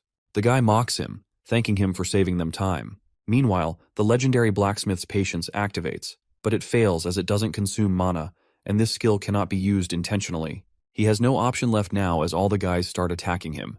His max health is at 316, so he drinks the intermediate health potion that heals 1500 health, 20 seconds until he can use the next one, and if he doesn't keep up, he dies. One of the guys attacks him on his leg, but before he could defend himself, he slices it in half. He has no choice now, so he uses an intermediate strength potion, which increases his strength by 50 for 5 minutes. Cost, 10 gold or around 24,001. He also uses an intermediate agility potion, which increases his agility by 50 for 5 minutes. Cost, around 19.5. He regrets wasting the money for a big meal on a B-grade quest. They all attack him together, and he needs to at least heal his leg, so he plays smart and tells him he will let them go, so they should leave behind the contract. The guys get furious, telling him he is lying as he killed their companion. The potion's cooldown time is almost over, and as one of the guys, Johnson, mocks Shin that the one who will die is Shin, not them, the potion cooldowns, and Shin attacks the same guy and kills him. A notification pops up that he killed the outlaw Johnson. He has gained 4,300 experience points and gained 3 levels.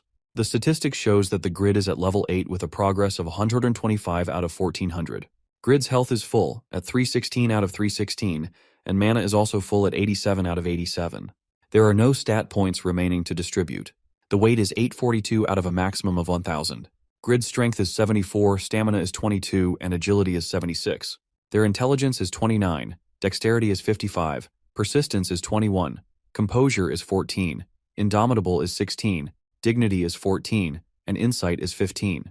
Grid has a legendary Blacksmith's creation item, and there are 2 remaining slots available for use out of 3, and the probability of adding extra options to an item during production and to enhance items will increase. He can equip all items without conditions, but penalties may apply depending on item restrictions. The chance of gaining reputation and the amount it increases will improve, and the chance of increasing affinity and its amount will also improve. As Pagma's descendant, he inherits Pagma's will and techniques with the belief in using blacksmithing to help others. He cannot forgive the Marrow Company and its minions for oppressing old and powerless blacksmiths. Help Blacksmith Khan, who is tricked by the Marrow Company and loses his customers. Get rid of the Marrow Company's minions and destroy the smithy transfer contract. Khan was once a great blacksmith, but became incompetent due to stress and alcohol dependency after his business was ruined by the Marrow Company. If Khan recovers, he will regain his status as a great blacksmith and will help him greatly once he learns Shin's identity. Grid stands there with his powers and calls out that it's not over until it's over. He says to Vale that he'll give him another chance to accept Grid's offer, but the Vale mocks Grid saying that he's been quick just and he was relying on the potion's effect. He charges toward Grid to attack him and calls him a potion junkie, at which Grid also runs towards him and confidently asks if he's coming at Grid without defense because, unfortunately for him, Grid is now level 11, and with that, Grid hits his chest with the front of the arrow.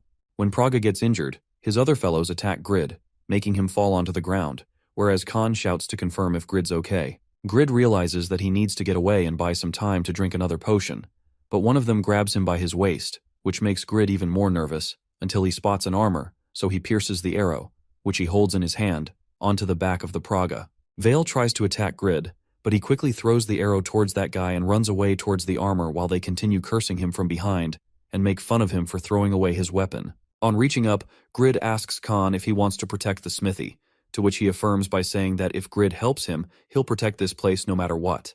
On hearing Khan's answer, Grid takes off the cloth from the armor while asking Khan to let him borrow this for the sake of his smithy. Khan shouts that this armor can't be equipped by just anyone and the ones he can equip are downstairs, but Grid puts it on anyway, ignoring Khan's words. Meanwhile, all of those 3 have also climbed up to catch Grid and taunt him for wasting his time talking to a dead man, and then they jump to attack towards Grid. As Grid puts on his armor, he narrows his eyes on them and sarcastically asks them if they ever heard of being overgeared. Just then, when those three attack him, he turns around and slashes their bodies in half with the sword that was with the armor. By killing all of them, Grid reaches the max level of Khan's approval, and his level keeps getting increased. On hearing the sounds of slashing bodies, Khan runs towards Grid while inquiring about that sound and asking him if he is all right. When Khan sees Grid in the armor along with the slashed bodies, he is left dumbfounded. However, Grid calls the armor amazing and says that he would have never expected to find such good items in a countryside like this. When he sees the name of the creator of sword and armor, Albertino, he calls him incredible, whereas Khan asks Grid with surprise if he recognizes the value of those items and their creator, to which Grid lies nonchalantly that he can figure that out with just one look. Suddenly, Khan collapses, and Grid wonders carelessly if it's due to high blood pressure or drinking too much at his age. He walks to Khan and bends over him while saying that he's cleared the quest, so he should get going by moving on to the next quest. But Khan keeps lying there and foam comes out from his mouth. Grid gets irritated and yells at Khan to stop foaming and give him the next quest already, but he doesn't wake up. When Valmont gets to know about it, he yells at Beale about how the mercenaries they sent to the smithy are missing and if they ran off with the money. Beale begs his pardon and tries to explain that they were the best mercenaries he found. However, Valmont cuts him off and tells him to shut up and pay back for the loss by compensating for the advance payment and the commission fee. As being a merchant, he can't have any debt. Beale explains, scaredly, that he doesn't have that kind of money and begs Valmont for another chance. Valmont seethes in anger and tells Beale to go make some money if he doesn't have it, as selling his family on the slave market would make a pretty penny. He orders his men to get Beale out of his sight and then turns to Rabbit, the administrator of Marrow Company, to ask him what actually happened. Rabbit was also not sure of what happened. However, he knew that the men did make it to the smithy but went missing afterwards. Valmont curses under his breath and says that just one smithy is allowed per village. Therefore, they must take this one out, no matter what. He continues to curse the mercenaries as he can't believe how those fools are incapable of such a simple task, then proceeds to ask Rabbit about Khan. Rabbit judges him for being arrogant and cruel, as Valmont didn't even think twice before firing Beale, a loyal employee who served him for a decade. However, he replies that Khan was taken to a clinic by an unknown man 2 hours ago. Valmont thinks about a stranger carrying Khan to a clinic, which means that the person would know what happened to the mercenaries. He continues saying that they've imported cheap weapons to put Khan out of business and forced him into borrowing money from loan sharks and finally have him concerned, so they can't miss this opportunity. Afterwards, Valmont tells Rabbit that he's in charge of handling this issue. Young Woo sits in his room, stuffing his mouth with food, and thinks about how he has reached level 21 just by beating up some outlaw thugs, and now he can't wait for the follow-up quests. He thinks about the armor and the sword, drooling over the thought that if he gets it as a final reward, he could become a billionaire. He thinks that Dane's Life and Valhalla are both unique level items, just like his first creation, Failure. But, unlike Failure, they're both tradable and have normal equipping prerequisites. He realizes that since he left Khan with the doctor, everything should be fine by now, and then enters the capsule thinking about how Khan needs to take better care of himself since there's a fortune at stake. As Grid arrives in the game, he finds himself standing outside the clinic, which he finds odd, but he goes inside. Khan greets him happily, whereas Grid asks the doctor about how Khan's doing. The doctor replies that he's good to go, and his blood pressure is also back to normal and should remain fine as long as he stops drinking. Khan thankfully shows his gratitude towards Grid and claims to be indebted to him. However, Grid replies that there's no problem and they should help each other out. The bill was sent to Khan's address, so he's free to go now. Upon hearing this, Khan apologizes that he's short on money, so he won't be able to pay for his treatment. Grid was about to say something, but the doctor said to him that he must not make God angry, as he could take back his blessing, and suggested Grid to pay the 1 gold himself. Grid, however, pays for Khan's treatment, and they go to the smithy. On reaching there, Khan thanks Grid, as he finally has hope again when he almost failed his forefathers by giving up on his family business. Grid reassures him that it's fine and he should get some rest as he's still a patient, and had he lost this place, his health might have gotten worse due to stress. He further says that if he hadn't been there when Khan passed out, Khan wouldn't have made it to the clinic. Khan replies that indeed he was very fortunate to have met Grid, and he wishes he had some way to repay Grid. Grid takes the opportunity and points towards the gear to have it as a reward, but Khan says that it's special to him. Grid continues to persuade him because Khan said he was indebted to him. Khan denies that it's his family heirloom, and his forefathers protected these items with their lives. Dainsleaf and Valhalla are ill-fated artifacts because no one was mighty enough to wield them, so they've been kept hidden for centuries. But 130 years ago, there was a man who was worthy enough to be their rightful owner, whose name was Pagma. Legend says that Pagma became one with Dainsleif in Valhalla, and his every move was like a fearsome and deadly dance, and his sword dance was so terrifying and mighty that it pierced the sky and called forth thunder. Khan continues to tell that his forefather, Albertino, kneeled down to Pagma and begged him to be the rightful owner of Dainsleif and Valhalla. Grid asks if Pagma took them, but Khan says that he refused and said that the true owner of these items would reveal himself one day. Now, 130 years later, Grid has appeared and wielded these items. Therefore, he urges Grid to tell him how he did it so that he'll make a decision. Grid wonders if it's a follow-up quest and decides to claim it before anyone else. So he replies that he doesn't know how to explain, but perhaps Pagma's spirit runs through his veins. Khan looks at him with shock, as this means that Grid is the successor of Pagma, and as soon as Grid confirms, he receives his follow-up task to acquire Pagma's sword dance. Grid gets annoyed and says that he thought he was going to give them to me if he answered him, but Khan asks him to understand that the verification is necessary. He further adds that perhaps he has come across the successor of legends like his ancestors, and if Grid is the successor of Pagma, his rightful ownership will be proved anyway. He calls for the celebration while taking out alcohol, but Grid confiscates it, saying that he can't get it back before Grid's quest is over. Just then, Rabbit enters the smithy while calling for someone until he spots Khan and introduces himself, saying that his name is Rabbit, and introducing himself as speaking on behalf of the Marrow Company. Khan tells him to go downstairs, where they sit around, and Rabbit says that he's been told that Khan was unable to pay off his debt of 600 gold to his company. Khan confirms, however, he refuses to give up his smithy. Rabbit explains that he's here to offer an opportunity, so if he hands over the smithy, he will guarantee him generous compensation as well as management rights. Khan scoffs at his offer and asks whether Rabbit wants him to become his company's lackey, at which Rabbit says that it's a much more profitable offer than the earlier one. Khan replies to him that earning profit isn't his concern, his duty is to protect his family business. Rabbit then gives him another proposal and asks him what he thinks about an item forging match with a blacksmith from his company, and they will void both the contract and the debt if he wins, because doesn't it make sense for the better blacksmith to be the owner of the smithy? Grid thinks this may look like a fair contest, but they must have someone more skilled than Khan. However, Khan accepts the offer, saying that he's been off work for some time and is also sick. Therefore, his successor, Grid, will compete in his place. Grid gets furious at not getting his permission. However, Rabbit asks if Khan's sure about Grid. As Rabbit tells Grid not to feel pressured, Grid immediately accepts his offer after seeing the 600 gold reward for the quest. Rabbit then leaves, assuring him that he will follow up with the details. However, Khan apologizes to Grid for involving him in this, but he has to protect the smithy, but Grid tells him not to be sorry because if it's about 720,000 won, he'll even sell his soul.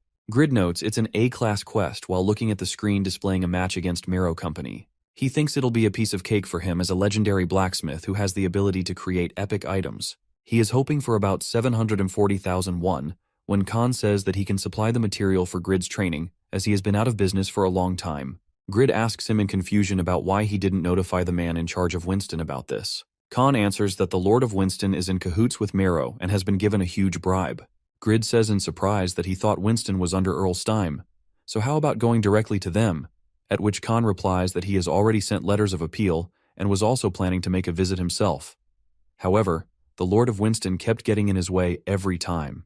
Grid reassures Khan not to worry, promising to win since he knows that Khan picked him as his champion out of trust. Khan looks at him and says that of course he believes in Grid, and if his son was alive, he would have been a fine young man, just like Grid. At which point Grid cheers Khan up by telling him that he can't be sad just yet, as he's going to be so happy when he sees Grid's victory. After Grid says so, he feels unusual for being so nice. Or maybe it's because he got a lot to earn from Khan.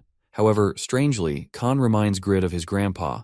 Later, Youngwoo wakes up and thinks how it's just 4 a.m. and realizes that 2 days have passed in Satisfy, so he might have made great progress. He is reminded that it feels like Khan is a better blacksmith than Smith from Baron, as his skills are amazing despite him not being in his best condition, and he continues to miss Khan, but stops himself and steps out of his room and greets his family. His mother greets him back, surprised at how he is awake early, to which he says that having grilled eel would boost his stamina, at which his dad teases him for not having a girlfriend, but he says that he could date anyone if he wanted to, and his mother agrees with him while liking his confidence. While having breakfast, Youngwoo asks his parents if his grandpa is doing okay, at which his parents look at him with a very surprised and confused look, so he asks what's up with this reaction, to which they explain that they just find it surprising that he's asking about Grandpa. However, he's doing well. The next day at Marrow Company, Valmont yells at Rabbit, asking him in anger what he's done while throwing an apple at him. He yells that Smithy would have been theirs anyway, so why would Rabbit go ahead and make idiotic decisions without even consulting him, as though Rabbit was touched by Khan's sob story? Rabbit wipes his face and requests that he understand that their reputation among the people of Winston is terrible. Therefore, if they make a gesture of kindness, they would be able to earn people's support. Valmont gets furious and tells Rabbit not to lecture him because he's the one who bought up all the people's worthless lands and commercial rights, so why should he care what those ungrateful beings think? Rabbit realizes that Valmont is incredibly narrow-minded, and Marrow Company can't grow under him. So he tries to explain to Valmont that Khan is well admired by the people for fighting against the company despite his adversities. Therefore, they must make it seem like they are offering Khan another chance based on his outstanding skills as a blacksmith, and by doing so, they can improve their image among the people. Valmont finally understands and takes it as a good opportunity to bring in new loyal customers, so he agrees for the sake of making a profit, but asks Rabbit how he can be so sure about winning. Rabbit clarifies that he saw Khan's champion himself, and he doesn't stand a chance. Besides, Rabbit has an excellent blacksmith in mind to be their champion. Valmont appreciates it and says he doesn't want to hear anything having to do with that old man Khan again. However, Rabbit thinks that he'll still need to appoint the finest blacksmith to represent Marrow Company to not let their guard down. Later, a man visits Khan and Grid and is surprised to see that young lad, Grid, defeated Vale's gang, at which Khan replies that Grid's actually a fine man with great skill despite looking a little wimpy. Grid snaps at them for talking behind his back when some people arrive and show Khan some flyers about the match between Marrow Company and Khan that are all over town. Khan replies that he is aware, and the men think that Marrow Company isn't that bad if they want a fair match, as they're guaranteeing Khan's management right even if they win. Grid also thinks that despite sending the thugs, it's a considerate proposal.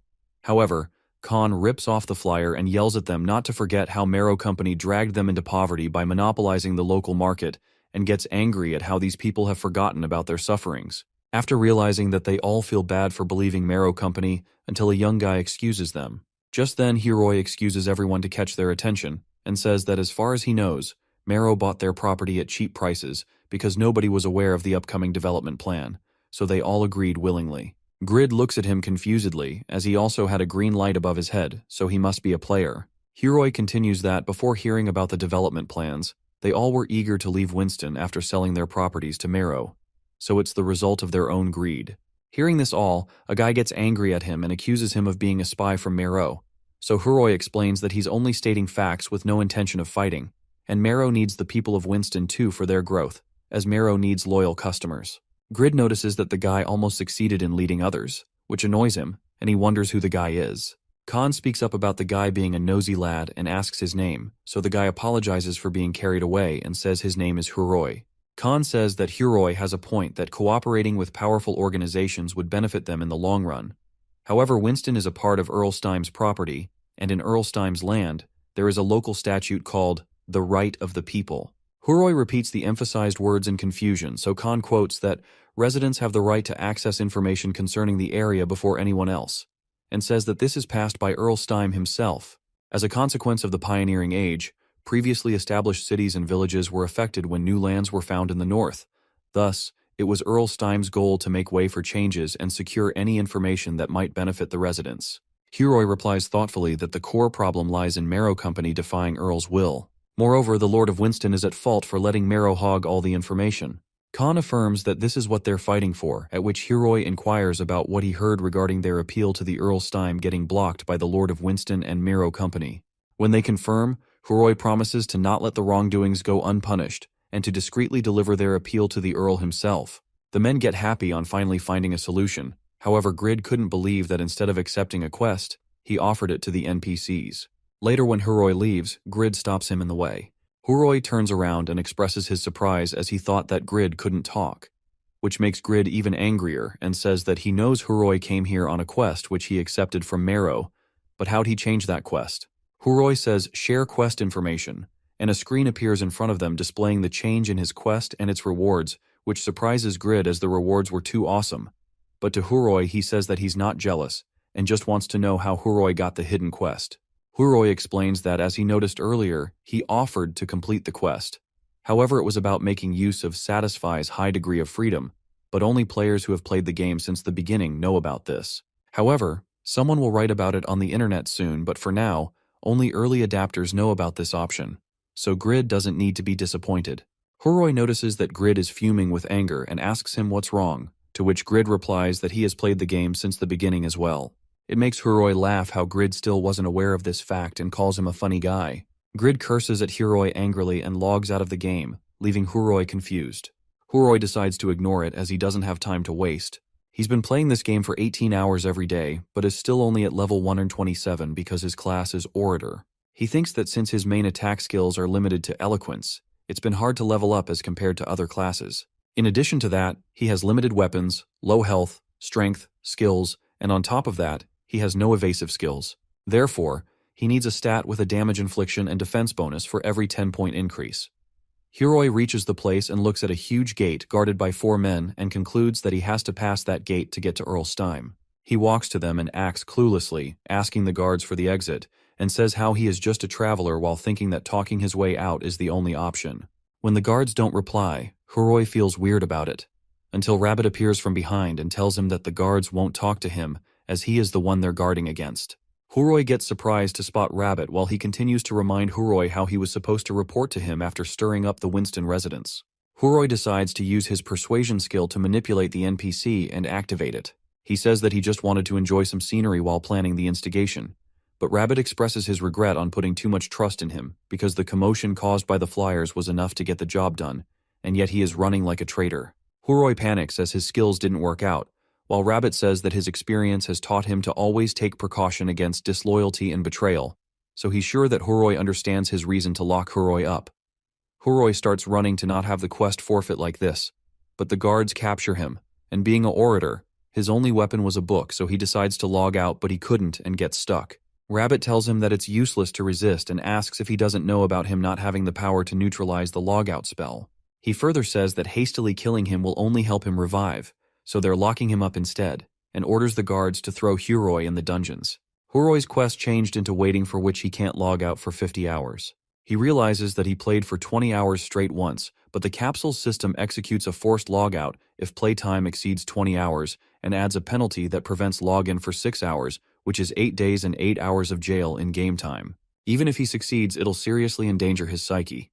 However, as an unemployed single man, he knows no one will disturb him, so he decides to switch the capsule to trance mode, hoping his body can bear it. Huroi decides to do it as it is a hidden follow-up request that was upgraded to S grade. When Huroi switches it to trance mode, a display alerts that he will be logged out if he gets in danger, whereas external power can't be shut down, otherwise SA Group's staff will be dispatched to protect the capsule. Huroi, in his capsule, thinks that whoever helps him finish this quest will have Huroi's undivided loyalty, and he waits for Apostle of Justice. At SA, at 11:33 p.m., a man is working in front of large screens. The game Satisfy is a vast system where actions of players impact the virtual world, and due to the large number of players, various problems arise. To maintain the order, it's essential to keep track of the errors. Mr. Lim, who is sitting in front of the screen, gets notified that Quest B408 has been activated, and his permission is required to summon an emergency board meeting. He grants the permission and starts marching outside while thinking that this S-grade hidden quest activates only under special conditions, with the reward of acquiring a second class. Therefore, if the player succeeds, they'll be the first one to acquire 2 classes. However, the player will have to endure 200 hours of game time, resulting in great physical and mental dangers. The meeting starts, and the information about Huroi displays that he's a Mongolian player, at which Mr. Lim says that it's incredible, as only 3% of Mongolians play Satisfy. Ms. Choi says that he has the Orator class with low combat power, so it's amazing how he was able to achieve level 127 simply by focusing on tasks suited to his class. Mr. Lim asks Director Yoon if the Mongolian branch manager is available, and they connect to him. Park Yoonhil, Mongolian branch manager, joins the meeting, and Mr. Lim asks if he ensured the player's safety, confirming they are monitoring in real time along with medical staff on standby. He further suggests letting the media know about the possibility of the first multiple-class player, as it will help in boosting the market in Mongolia. One of the meeting attendants agrees, considering how difficult it's been to increase activity in the Mongolian market. Another person adds that it's been because people are not fond of confining themselves in capsules. However, one of the members calls them too optimistic because they'll become a laughingstock if that player fails. Director Yoon tells them that they don't need to worry about that unless Hiroi gets locked out due to health issues, as they designed this quest quite easy to clear. Ms. Choi gets asked if she analyzes the success probability, at which she hesitantly says that she has uploaded the files for them to see. When Director Yoon sees that, he stresses out that the probability is only 9%. He shouts to get the player rescued by a hidden NPC in Quest B408. Director Yoon narrates that the player meets a mysterious Apostle of Justice in the dungeon, and he rescues the player after hearing about the situation in Winston. Afterwards, the player receives a big reward by clearing a follow-up quest to help the Apostle, but Director Yoon stops mid-sentence and asks that barring any safety issues, shouldn't most players be able to clear the quest? Before he could get his answer, Mr. Lim laughs loudly and tells him to take a look at the report again as there's been a change due to Hiroi sharing his quest with another player. He explains that Hiroi was supposed to deliver the message about Winston to the Apostle of Justice only. However, he shared the quest midway, which resulted in the erasure of the NPC version of the Apostle of Justice. Director Yoon reads confusedly that the player who knows about the quest is a player named Grid, also known as Shin Youngwoo. On the other hand, Youngwoo sits at a stall drinking beer, crying about not receiving a mere 600 gold quest by Khan. He says that Khan should have given those sweet tasks to Youngwoo instead of a guy he just met. Even though Youngwoo covered his medical expenses, he keeps crying while ordering more food. Later on, at 1 a.m., he reaches home and decides to sneak in quietly, but gets caught by his sister. She yells at him for not informing her if he was going to be late, but Youngwoo asks her why she's still awake and says that he's a grown man and kids like her should be sleeping instead. She explains about getting concerned as the capsule was empty but gets interrupted by the smell of alcohol and asks him if he's been drinking. As Youngwoo is too drunk, he starts acting weird by asking his sister if she is worried about him or if she's going through puberty, so her sister leaves awkwardly. Back at SA, Director Yoon says that the probability of Hiroi clearing the quest is more likely to be 0%, and the supercomputer Morpheus must have made a calculation error. However, Ms. Choi reassures that she hasn't received any such reports, so that seems unlikely. At which point Director Yoon holds his head and sits in distress and frustration. Mr. Lim says that Director Yoon is frustrated because they can no longer assure the success rate as the scenario has changed. Therefore, instead of the Apostle of Justice, Grid will be the one to learn of Hiroi's confinement. At once, Director Yoon exclaims that Shin Youngwoo is ruining everything by being a legendary class with level 21. He says annoyingly about what Youngwoo has been doing all this time, as it's a shame that such a worthless player like him received a legendary class. He couldn't stop being angry at Youngwoo and called him Poison, who is going to waste another hidden quest and will poison Satisfy's world with his incompetence. Director Yoon is stunned as he doesn't believe that Shin is still at level 21 though he got a legendary class, and that it is a pity the legendary class went to a user with zero productivity like Shin. He couldn't stop being angry at Youngwoo and called him Poison, who is going to waste another hidden quest and will poison Satisfy's world with his incompetence. The other people in the meeting doubt that he will actually fail the quest at that rate, and they have missed the perfect chance to advertise the game. According to them, the only thing Shin has done after getting the legendary class is crafting epic grade arrows and receiving a class quest. Lim, on the other hand, smirks and thinks within himself that this indeed is hard to predict, but if he had to say something, this truly is entertaining to watch, and Shin's incompetence transcends common sense. Currently, in Satisfy there are 3 epic classes. Other than the most recently revealed Bloody Warrior, the details on the other 2 haven't been released yet. The very first epic class user is unidentified, while the second one was revealed to be held by the 7th place ranker. Because of that, the community and broadcasts haven't stopped debating about what the other 2 epic classes were, and who the very first epic class user was. In the game, Steim Earldom, a Caro dungeon, there is this girl Euphemina, and all the guys there are trying to convince her to join their party, telling her that the loot will be shared with her, or she will get all the loot. The other 2 girls there think even though those guys didn't bat an eyelid when they joined the party. Euphemina tells everyone she will join the strongest user's party so they all should demonstrate their powers. All of a sudden, monsters attack everyone, and the guys challenge each other. They will be the ones taking Euphemina with them. All the guys show their power, like producing scorching heat waves, 1-point break, and thunderbolt. Euphemina stands there judging everyone, thinking everyone is pretty average, but her attention shifts when she sees someone doing a swirling frenzy, and she wonders who that powerful person is, and when she notices him, she thinks he must have had quite a hard time leveling up, and it is perfect against Piaro. She decides to use it as well, and uses her duplication skill, and successfully duplicates the swirling frenzy, a level 3 skill that generates a powerful vortex lasting for 5 seconds, dealing 1,530 to 2,380 damage per second to enemies caught within it. Additionally, It reduces the target's agility by 80%, significantly hindering their mobility. The skill consumes 700 mana upon activation and has a cooldown time of 300 seconds. However, it is a one-use skill that can be kept permanently in reserve until it is cast, giving the user flexibility in deciding the perfect moment to unleash its devastating effects. Euphemina smirks, thinking she is counting on it for the next time. She is a level 90 duplicator. The guy who casted the Swirling Frenzy asks her if she will join them, but she disappears suddenly. Euphemina arrives at a place and walks forward, thinking it should be enough with this skill. It took her 63 whole days to prepare for this S-grade quest. She needs to prepare mentally, so she sees the quest's information. The quest, Traitor of the Red Knights S, tasks her with defeating Piero, a traitor who gravely injured Asmafel. Piero is hiding in the treacherous Cason Canyon, and as the target of Asmafel's vengeance, his defeat is crucial. Successfully completing the quest rewards her with the title Agent of Revenge, granting the creation of the Cruelty stat, an attack power increase of 1/100, and unlocking the skill Murderous Impulse. However, failure comes at a high cost, losing 2 levels and reducing Asmafel's trust in her. The difficulties of S-grade quests are extremely high. Moreover, the enemy is an incredibly talented NPC. She thinks that he must be stronger than the most boss monsters. Notification informs her that the Eternal Hermit Piero has appeared. He is the Saharan Empire's strongest knight. Piero is sitting on a throne with his long hair and goldenish eyes filled with rage, but he seems unfazed and asks Euphemina if Asmafel sent her there. She doesn't reply, but motivates herself that she can do this as she has thoroughly prepared for this moment. She starts using her skills, firstly Tartan, the strongest defensive skill only known by the first-ranked Guardian Knight. She only has 9 basic skills, but she can use skill duplicates 3 times a day. For 2 entire months, she has duplicated all kinds of skills used by top rankers, and thanks to that, she now has 50 highest grade skills in her skills list. Although she can only use them once, it's more than enough to clear this. She is the duplicator, the very first epic class user in Satisfy. She uses the skills, Counter Barrier and Swirling Frenzy, but she knows he won't die from this, and she will have to beat him with everything she has got.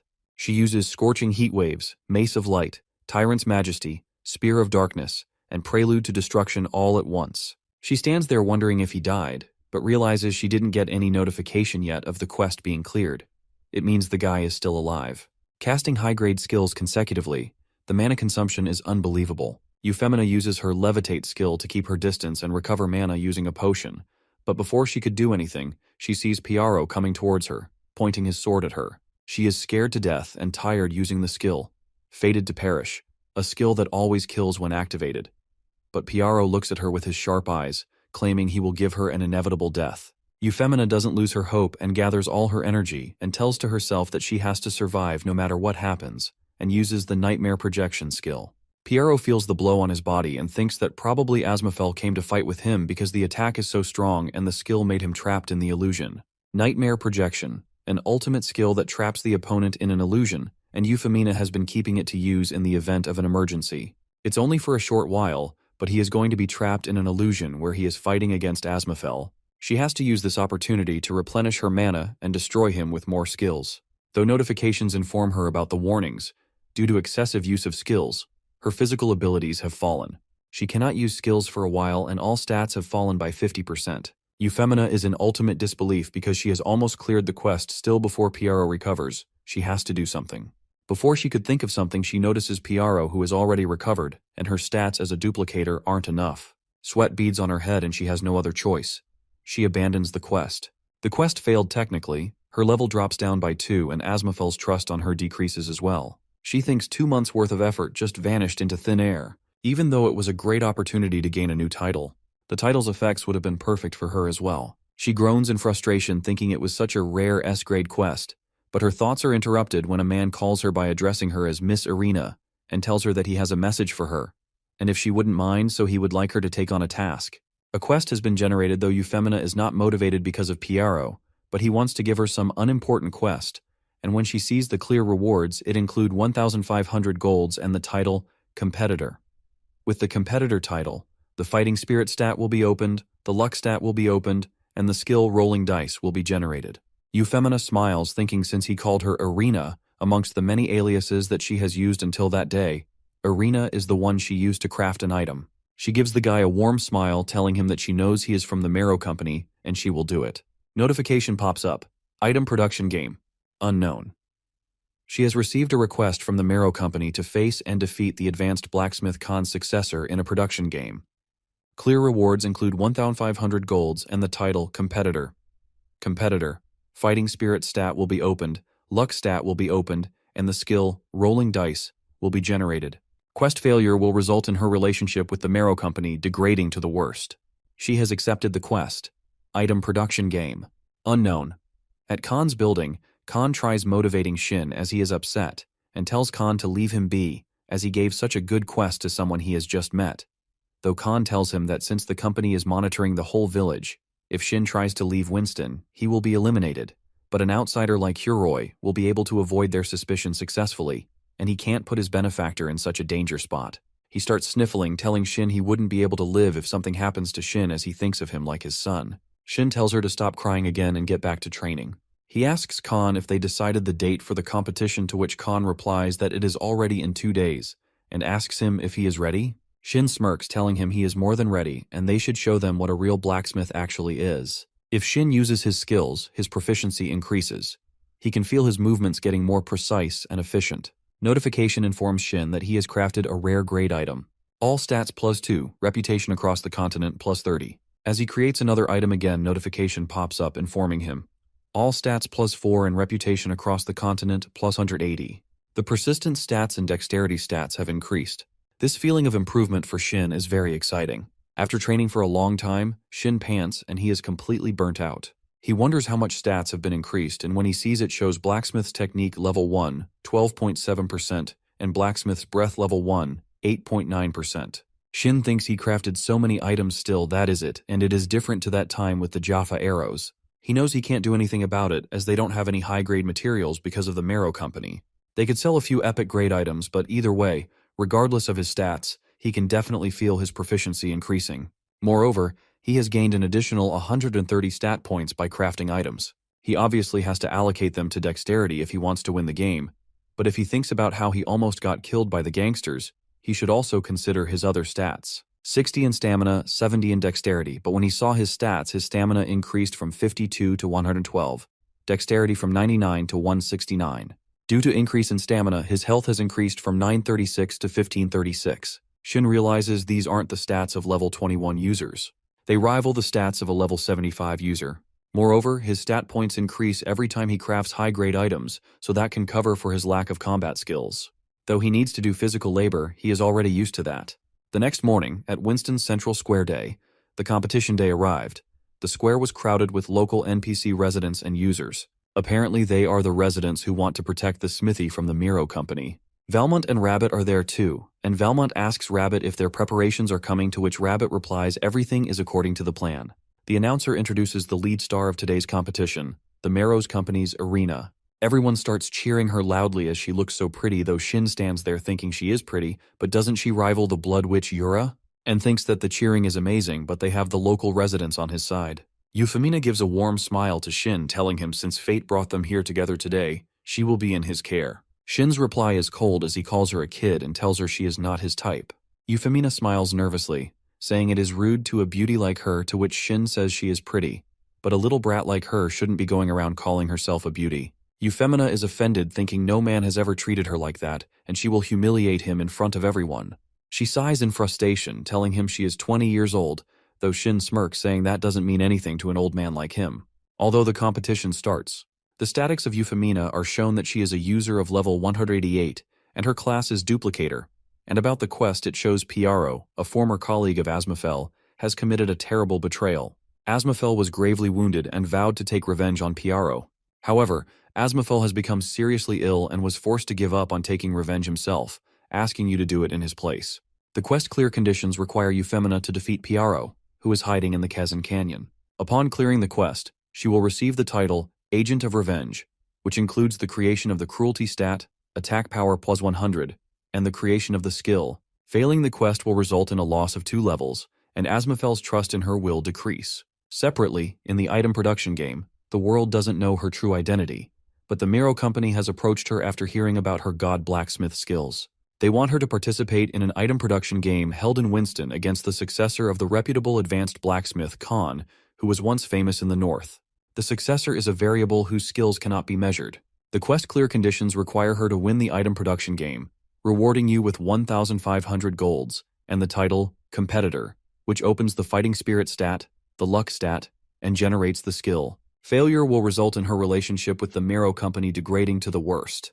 Although the announcer announces today's theme is a dagger, they have 3 hours to produce it. The one who creates a better dagger wins the game. Euphemina thinks if she wins, she will gain a new title and the stats. But the only thing that bothers her right now is the quest's difficulty, as the quest is unknown. It probably means her opponent's skills haven't been disclosed yet. She thinks whatever it is, it doesn't matter, and her plans won't change. She plans that the moment he enters the crafting phase, she will duplicate his skill. She thinks if they use the same skills, the luckier person will create an item with a higher rating. Even though this is a gamble, she has a 50-50 chance of winning. She questions herself, will she win this? But her attention shifts towards Shin, who has already started forging. Sweat beads on her head, but she makes herself understand that there is no need to be nervous, and there is no difference in skills. If so, then the one with a better tool will have more chances of winning. The Blessed Blacksmith Hammer is an epic-rated tool with a durability of 299 out of 320, with an attack power ranging from 50 to 70. It's the probability of making a rare item by 15% and an epic item by 5%. However, its use is restricted to individuals who meet the requirements of being at least level 150, with a strength stat of 100 or higher. This hammer also has the intermediate blacksmith's craftsmanship skill, making it a valuable tool for skilled blacksmiths for excellence in their creations. But no matter how good of an item this is, if Euphemina doesn't have the right skill, then it is useless. That is why she plans on borrowing Shin's. She uses her skill, observation, but stops as Shin notices her staring at him. Notification informs her that she cannot analyze the target's skill. The level of skill and observation is too low. Euphemina is shocked, thinking it is not possible, as her skill observation is at level 7, and she even managed to duplicate an advanced blacksmith skill when it was at level 5. She realizes that maybe Shin, aka Grid, is a master blacksmith. The top-ranking blacksmith is only intermediate himself, and there is no way his skill would fail. Sweat beads on her head when she matches the dots that maybe he is in an epic class but doesn't believe it, as Angus, Katz, and she are the only ones to have an epic class. She tries ignoring her thought as if she doesn't change her plan. She is finished. She calls Rabbit and tells him that the user she is competing with has a mentor too, so he should make him participate in the game. Rabbit doesn't find it right to change the rules halfway through the game, but Euphemina tells him to deal with it his way and not excuse it. Rabbit whispers something in the announcer's ear, and he calls Mr. Khan on stage, telling him that it is Miss Arena's request, and she says that the mentor should participate with his disciple.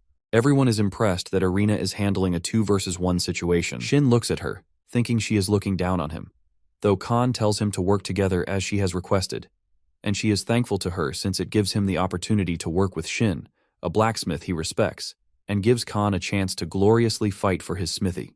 They start working together, and Khan tells Shin that he has been the one Khan is aiming for. He asks Shin to allow him to borrow some of his techniques. Arena successfully analyzed the advanced blacksmith's craftsmanship level 2 skill and duplicated it as well, though she can use the skill only once. She smirks, thinking as long as their skill levels are similar, it all comes down to luck, and that won't change even if he is master ranked. She looks at them, thinking how foolish they are as they are still hammering the outline of the blade, and she has already finished forging the blade. On the other hand, Shin's legendary blacksmith's patience skill activates, and his health, defense, and dexterity are increased to 200% for 1 hour. Everything is going smoothly for him, and he's pretty happy with his work.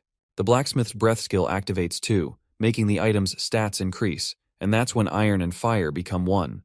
There is still something left, a minotaur horn used for the hilt, but all of a sudden, everyone starts cheering as Arena has already completed her dagger. Its appearance is marvelous, and an amazing masterpiece has been produced in less than 3 hours. Shin realizes that Arena is remarkably talented, and she wasn't just bragging, though the announcer displays the dagger's characteristics.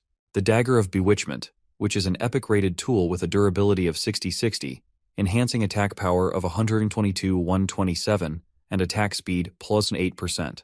The announcer announces that probably Arena is the actual winner. Shin tells himself to not be distributed and concentrate on his dagger only. Khan praises Arena, however he knows Shin's dagger is the best, and Shin chuckles saying his dagger is almost completed, but he is worried that the audience might have a heart attack after seeing this. Before he could announce that he has done crafting his dagger, guards bargain putting a sword on Shin's neck, addressing him as Sinner. They tell everyone that they have received information that he is working with a terrorist, Huroi, and he needs to be arrested immediately. Mr. Khan asks in a shocking way if Huroi is actually caught. He sees Valmont sighing, smirking, and saying what a pity. Khan realizes that Valmont is behind this as he knew he couldn't win and mobilizes the guards. Shin kept explaining convincingly why he would work with Huroi and they should let him go, but no one does anything. Rabbit, on the other hand, examines Shin's dagger thinking he has seen all sorts of items while working in the company for 20 years, but this is an incredible item that Irina's dagger can't rival, and it's not Shin's, but their loss actually. Valmont interrupts his thought, saying they almost had the tables turned on them by an amazing guy, as this is an astounding item. Rabbit looks at him and hesitantly says that even Valmont realizes it as well. And did he order guards himself? He says that they will lose the public's support if they announce a winner in this situation. Valmont scoffs, telling Rabbit that the audience will be more convinced if Irina's dagger wins, and questions him if he really thinks Valmont will give up on that smithy. Valmont orders him to take that dagger with them. They can't have its properties revealed. Rabbit thinks with those skills, it wouldn't be far-fetched to call Shin the continent's greatest blacksmith, and recalls his name, Grid. Meanwhile, Irina comes and inspects Shin's item, saying if they had finished the game, she'd have lost. However, the game ended with the audience support on her side, and she has accomplished the company's goal, so she will have to receive her reward. Rabbit tells her that he has kept his promise and clears the quest. The quest displays the rewards Irina has earned: 1,500 gold, the title Competitor, the stats Fighting Spirit, and Luck, and the skill Rolling Dice. This skill increases attack power and enhances mental state as health decreases. Stat points cannot be allocated to Fighting Spirit. Rolling Dice, roll a die, and a phenomenon will occur, depending on the number that is rolled. If the target is yourself or an ally, 4 or higher will have a beneficial effect. 3 or lower will have a harmful effect. If the target is an enemy, 3 or lower will have a beneficial effect. 4 or higher will have a harmful effect. After getting happy about her rewards, Irina, aka Euphemina, says to Rabbit that Shin acted like he was wronged as he was taken away, though Rabbit tells her that what has happened has happened. Irina thinks that he had the worst personality ever, but she did want to know of his true identity. Rabbit says that he probably didn't know he would face an ordinary civilian in a smithy contest either, and further says that Irina's basics were very crude, but she had the same movements as Khan and questions her if she has some sort of copying skill. Irina doesn't answer his question, so Rabbit continues saying that one day, the Marrow Company will get prosecuted by Earl Stein for its greed. That is why he is thinking of leaving the company and giving himself another chance at success. He says that Khan's smithy could create that opportunity, as that is what he has learned from watching Grid and his skills. When his connections and resources become vast, he will rival small and medium-sized companies with just his crafting skills. Irina says that even the top merchant ranker, Bega, is just the owner of a small company, so Grid was that amazing of a man. Rabbit sighs and looks at Irina and says to her that there is a proposal. Will she help him rescue Grid? It's a quest. The notification shows the details. Help Rabbit's job-seeking plans. Help Rabbit rescue Grid and cause the downfall of the Marrow Company and Winston's Lord. Clear conditions: Grid's rescue, the fall of the Marrow Company, and Winston's Lord. Clear rewards: 5,000 golds, max affinity with Rabbit and Winston's residence. Quest failure: Level 2, Rabbit's death. All quests associated with Rabbit will be permanently erased. Will Irina accept this quest? Irina smirks seeing the details of the quest. As soon as she gets involved with him, she gets a title and an S-grade quest. She will definitely help. In another environment, the residents gather together with Mr. Khan, protesting that they will find freedom with their own hands. In an instant, Valmont arrives there, and fear spreads among the residents, although Khan confronts him, saying Valmont manipulated the game and tried to take over the village. However, he should fear people's anger. Valmont smirks, asking the guard, Philipson, if the Lord should fear the rebels too. Philipson replies calmly, he shouldn't. They must subjugate them immediately. Valmont looks straight in Khan's eyes and tells him just to hand over the smithy and get captured obediently, and even he wants to end it and go to bed. He orders the guards to arrest the rebellion's ringleader, Khan. In the dungeon, Huroi has been captured, and he mumbles that where is he and how many days it has been. Mongolian branch manager Park Yoon-hyuk examines him outside the game, knowing Huroi's electroencephalogram is too unstable, and at this rate, they can't guarantee Alan-Batar's health. Things may get dangerous if they don't log him out immediately, though he already spent 48 hours. But the manager says that they now have to enter the stage of protecting and helping his efforts. Though the other people working there aren't supporting the manager, saying he can't leave the company's fate in hands of a low-level user like Grid. However, manager Yoonhyuk tells them, due to Grid's arrest, he is already closer to Huroi in the dungeons now. He knows even though this is a desperate moment, he believes that something is going to happen. Shin may be a low-level user with irredeemable greed, but his persistence is the real thing, and he bets the remaining 2 hours on him. In the Winston Castle's dungeons, one of the guards, Leo, questions Shin about who hired him and threatens him with killing him. Though Shin is fearless and dares him to kill him because if he stays imprisoned and loses the competition, Khan might die from the grief of losing Smithy, but if Leo kills him, he will respawn and return to Khan's side. The other guard tells Leo to calm down, as Shin's body is immortal and plans on taking him to solitary confinement. Shin realizes the situation is worse because he will be in prison, so he won't be able to play the game, and Khan will be in danger. So he decides that he will tell them everything and asks them to remove the gag. Shin obviously has a gag on, so the guards don't really understand what he is saying or want to say. So they put him in the prison till he speaks, although he wants to speak. Instantly, the quest, Apostle of Justice, has been generated. The Apostle of Justice is the quest of rescuing Huroi. The clear condition is to rescue Huroi within 7 hours. Clear reward includes the title of Apostle of Justice, a link quest where he can partner up with Huroi. The Apostle of Justice opens the Courage stat, all stats plus 10, while generating the skill Unbreakable Justice. Quest failure will be level 2 and the title Coward. Coward reduces the affinity with the NPCs, reduces the probability of acquiring quests, and he will be despised by NPCs with a positive inclination. Shin remembers he has seen this quest, and it is from the quest Huroi revealed to him. But either way, he got captured as well, and he can't rescue him in 7 hours. When he sees the penalty, he plans on not doing such a crappy quest, but when he begins to decline it, a notification pops up telling him he cannot refuse the quest, and the quest gets accepted.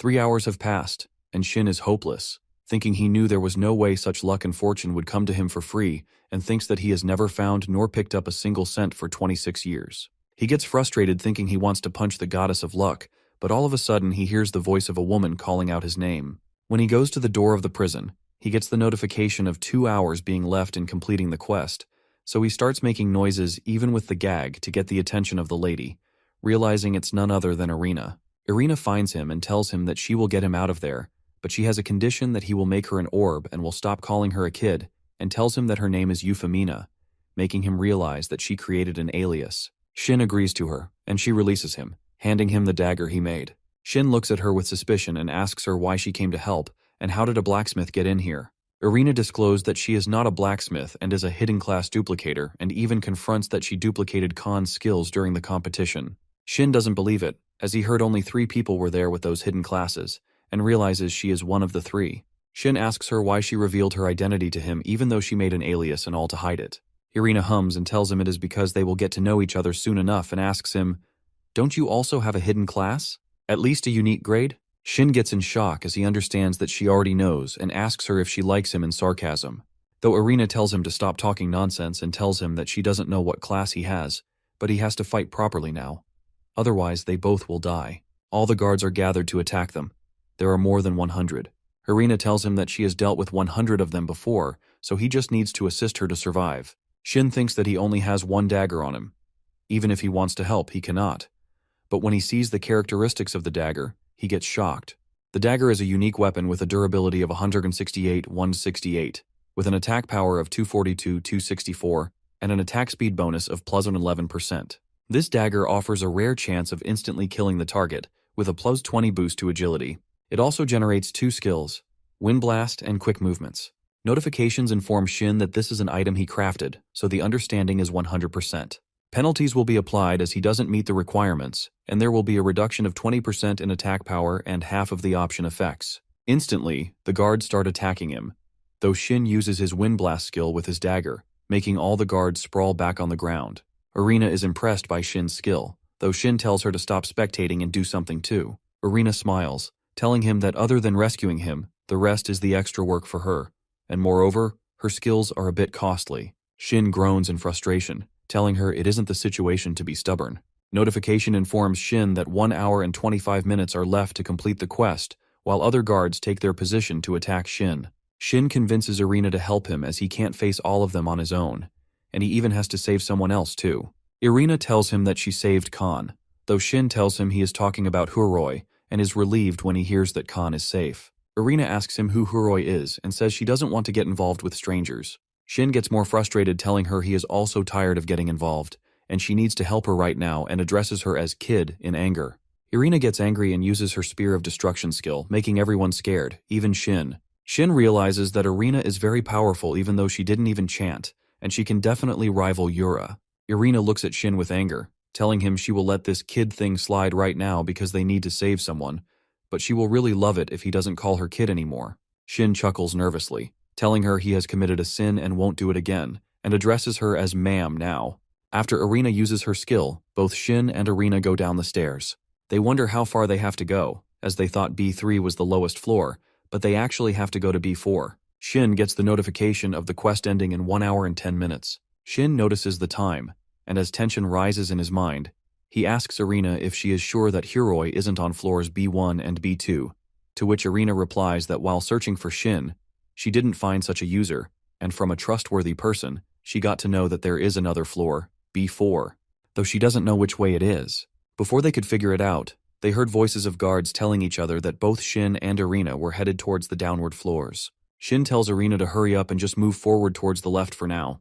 There is a flower in that corridor that Irina tries to touch, though Shin tells her not to because everything in this corridor is attached and the traps are visible in plain sight.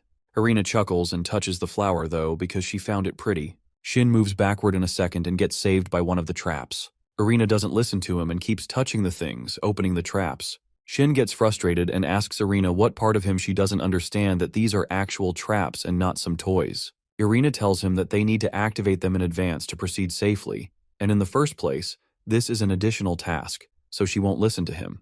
Before he could respond, the guards arrived at the scene, and Shin, using his skills, made a hole in the ground, telling Irina that it was the easiest way to get downstairs. Meanwhile, she should deal with the guards. Shin tells her to wipe them with a flame spell or something and find Huroi, as he doesn't have armor, so he can't fight them. Shin jumps inside the hole and goes to another floor, but he can see Irina from that floor. Irina tells him if she uses the fire spell in this close space, they will be toast as well.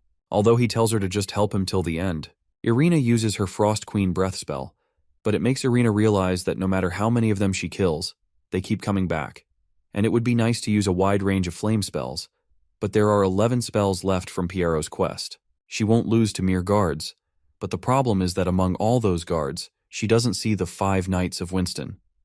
One of the guards guides other guards to separate in a group as he notices Shin escaping, but before they could make their move, Irina uses her Sword of Light spell. After using this spell, only 10 spells are left with her, and even she has a limit, so she thinks that Grid better hurry up. On the other hand, Huroi cries in pain and calls for help as 50 hours have passed in real life. Shin hears Huroi's voice from somewhere, and he follows the voice but runs into a Knight of Winston, Leo, the one who was interrogating him earlier. Leo smirks, saying he heard of Shin's prison break, and if he was working with Huroi, Leo knew he would come here to rescue Huroi. Shin knows a knight is at least level 180 and worries about his next move, though Leo provokes him, and Shin's Blacksmith's rage skill activates. Shin gets notified from the game that his attack power and attack speed have greatly increased for 20 seconds, and his agility and evasion rate have greatly increased for 1 minute as well. Leo attacks him so fast that Shin barely blocks his attack but somehow tackles it, although if he didn't have a dagger, he would have been finished. Leo's anger doubles as his attack wasn't successful, and he chants a spell saying, "I shall be angered no more with my fatal flame sword. Die." In an instant, flames erupt, and Shin sprawls back on the floor. A notification pops up telling him he has suffered 17,000 damages, and since his health has reached the lowest possible amount, a legend doesn't die easily. Activated, he will resist all attacks for 5 seconds. In the meantime, Shin drinks his potion, and when he stands up to look at Leo and why he is not attacking, he sees him being burnt, and that is when he remembers what Irina said about using flame spells in the small space. It will get them toasted too. That's exactly what happened to Leo. Shin smirks, looking at Leo like that. Shin gets the notification that he defeated a Knight of Winston, and he even achieved a title, Knight Slayer. He even obtains a prison key and gains levels too. Now Shin is in level 45. He celebrates his victory, and as he opens the door of the prison where Huroi is, he gives him a warm smile and says he was planning to punch Huroi, but he looks like he is at his death door. Huroi is in disbelief and realizes that Shin is his savior. Both Huroi and Shin get notified of the quest being cleared. Huroi gets a notification. He has acquired the second-class Apostle of Justice's partner. The courage stat has been opened. The skill, Sacrifice for Justice has been generated. He even has acquired the title, One Who Overcomes Hardships. The Indomitable stat has been opened.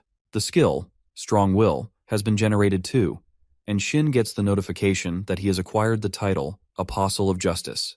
The Courage stat has been opened. All stats plus 10.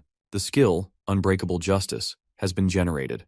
His reputation in Winston has peaked, and he has maximum affinity with the Winston residents. Huroi, being overwhelmed, kneels down in front of Shin and says that as long as he helped him end the quest, his loyalty is Shin's, and he is Dam Alunbatar, the descendant of the Blue Wolf. He further says that by putting the name Apostle of Justice Partner on the line, he will follow Shin and repay this debt. Shin looks at him with a blank expression, thinking maybe being imprisoned for this long got into his head or something. The Duplicator, someone who can copy skills and gain the benefits of classes, can be seen as the most useful class out of them all. With the correct combination of skills, they can defeat a boss alone or become a one-man army. However, they can only duplicate 3 skills a day, and each skill only has a single use. They only have 9 basic skills, and none of them are combat-oriented. Finally, the Duplicator has poor physical abilities. Taking these into account, a Duplicator with a large supply of skills can become the strongest. But once the skills are used up, Euphemina will be at her weakest state. All the people in the dungeon are in a state of shock as Euphemina defeats hundreds of soldiers on her own. There are elite knights left, and she has used almost all of her skills, but thanks to that, people there won't approach her carelessly to attack. There was a huge explosion earlier, and Arena thinks, seeing how Grid hasn't come yet, it means he is dead. She doubts that even if he has saved Huroi, will he even come back there to save Arena? The guards think of ending things here, meaning killing Arena, and then they will think about what will happen to the Grid, as there are still the Lord's bodyguards upstairs. Irina knows things are getting bad for her, and there are 3 spells she has left, and those are of fire attributes, though she will end up killing herself if she uses those in that enclosed space. The guards attack her, and it is a pincer attack, so Irina uses her basic skill, and at the same time regrets trusting Grid as he didn't come back to save her. All of a sudden, Irina collapses on the floor, making the guards wonder if maybe she is out of power, and it is the payback of hundreds of people she killed. The guards point the sword at her, though she looks straight into his eyes while being fearless and thinks that it isn't over yet. Although she thinks she is finished or she is unlucky, Irina tries casting a spell of rolling dice, and the game notifies her that if the target is herself or an ally, 4 or higher will have a beneficial effect. 3 or lower will have a harmful effect. If the target is an enemy, 3 or lower will have a beneficial effect, and 4 or higher will have a harmful effect. Suddenly, a voice breaks in. It is Shin, aka Grid, calling the guards self-proclaimed righteous knights and mocking them for ganging up against a girl. Irina smiles and takes a sigh of relief that Grid has finally come through, though he is a little late. The guards realize that if he is here, then it means he has already defeated Leo the Northern Nova. Shin smirks, telling them that he doesn't know about any Nova, but he definitely defeated a swine and laughs mockingly, asking them if they really thought they could injure a single strand of his hair. When the opponent's level is higher by 30 or more, NPCs instinctively recoil. They are falling back so much so it makes Irina wonder just how high Shin's level is. Though the guard gets furious, the other guard tells him that they need to be wary, because seeing how confidently Leo killed him, it means he is clearly someone they need to be wary of. Shin threatens them to get out of his way, or they will end up like Leo. Huroi admires the fact that he originally looked so pathetic, but now even those knights are afraid of him. Shin tells the guards that they will be dead not by him, but by Irina, though Irina gives side-eye to him, telling him she can't really do it right now. Listening to it, the knight tries attacking Shin, though Huroi comes in between, taking the attack, but nothing happens to him because he is armored, and he gets a notification that his strong will skill is activated, and it will resist any attack for 10 seconds after using this skill. Mana cost, 200, and the cooldown limit is 23 hours and 30 minutes. Both Grid and Irina get in shock wondering how Huroi tackled that attack, although Huroi tells them to run away as he will hold them back since he decided to pay back this debt his whole life. The guards try stopping them, but Huroi activates the Orator skill, Spiteful Tongue. He abuses them and makes the opponent's stats lower and uses the skills, Unbreakable Justice, dealing with 300% of his physical attack power, but it doesn't do anything as he was just bluffing. The guards tie him up, but Huroi thinks that the quest is already cleared. He can log out with no repercussions, and it seems like Winston's City Lord is finished. Huroi smiles, thinking he can finally rest now after 50 hours, and wishes good fortune for Grid. As Shin and Irina escape the dungeon, Shin exclaims in excitement that they finally escaped, but Irina tells him to shut his voice as they are still in the middle of enemy territory. They still need to escape from the castle, If the knights down there start cooperating with the Lord's bodyguards, things can get difficult. Although Shin lays down on the ground and moves here and there happily and makes Irina frustrated, she holds him by his collar and tells him to shut up, or else she will kill him.